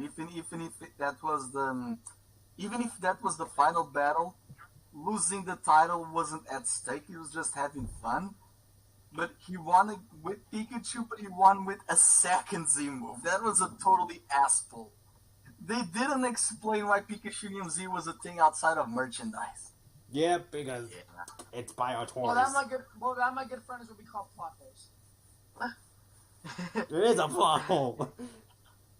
I am a plot hole. Wait, I thought I was a pothole. No, because people were saying, "Oh, we have in Sun and Moon, we have a Volt Tackle move tutor. Pikachu will learn Volt Tackle and learn the Pika-tastrophe Z move." And I'm like, "Oh, come on." Okay, here's another question. Hunter Kane asked, "What could be a reason for Ash and Go to go to what?" Okay, let me repeat. What could be a reason for Ash and Go to Alola? Seeing Aether, seeking the Island Guardians, or Ash when wants to go visit his mom. or watching them play out. Lake of the Moon and the baby. Basically, I saw this somewhere. I didn't know where I saw it, but people are thinking that due to the fact that we know that most likely Ash is going to lose to Bayer or B in episode 34, then people are thinking because Ash is going to be like kind of sad, like to cheer him up, he's going to go to Alola maybe, possibly, but I don't know if that's true. That'd be cool. I mean, it's gotta be coming soon. Alola is Ash. It's pretty much confirmed that Alola is Ash's favorite place to go. Yeah, definitely. He already visited all of the main regions except Alola. Because here's the thing, Pokemon Journey is just about the main regions, sadly. We will not have Orange, or Savvy, or Decolor, or Ore, or the Ranger ones, or Farum, which is... Go to those. Honestly, it would be cool if they did go. Imagine going to the Savvy Islands, where the battle frontier should have been. We have 7 islands. Agreed. Ash versus Mirror B. Are we gonna get a remix of a song? Ash versus Mirror B, I can see that. But I think we're dragging this thing out now. We're dragging this thing out. So Yeah. I think it's time for us to call for the night. So or day, whatever you guys have it. So thank you guys for watching us in this week's. Like I said before, if this was on yesterday, it would have been the last PokeChat Live on Tuesdays because we're gonna discuss when we're gonna put the PokeChat Live now. With college's thing. Yeah, college and travel. Those are things I'm gonna. Life is actually starting up again. Your life is coming back. So my school doesn't start until the 14th of September, which I think is crazy. So yeah, we'll discuss it. Maybe on a weekend. I will let everyone know on Discord and Twitter, obviously enough. So, Aleximo, thank you for joining back. Thanks for having me. Cole Blitz, thank you for joining us. Thank you for having me, man. Always appreciate it. Brian, thank you for joining us, and you're on mute as always. Red Rose, thank you for joining us. You're welcome. Zeno, thank you for joining us in this week's. No problem. Trey, you finally made it to one.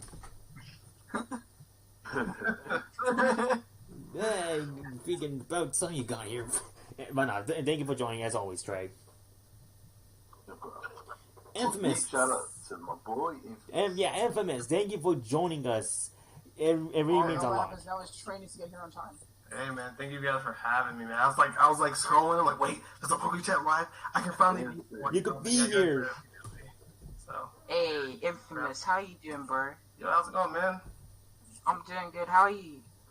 Good. Congrats on the 1K, man. Again.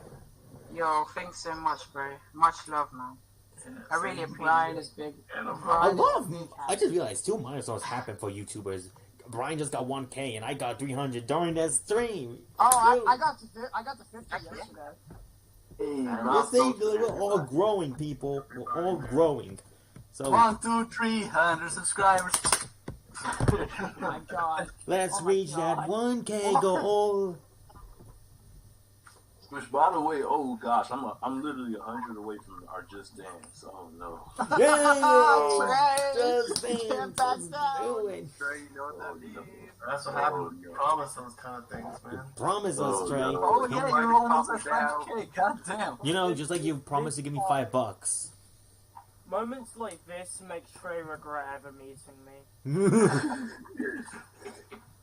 Well, you know what? That's impossible because you're amazing, Meguro. Exactly. That's But no one regrets meeting me. alright, with that said though, thank you guys for watching us, and we don't know when the next PokeChat Live will be. It will be next week. We just don't know when. In 3,000 years. In 3,000 years. Yep, so with that said, we'll see you all in 3,000 years from now. Take care, everybody. 3,000. It's been 3,000 years. It's been 1, 2, 3,000 years.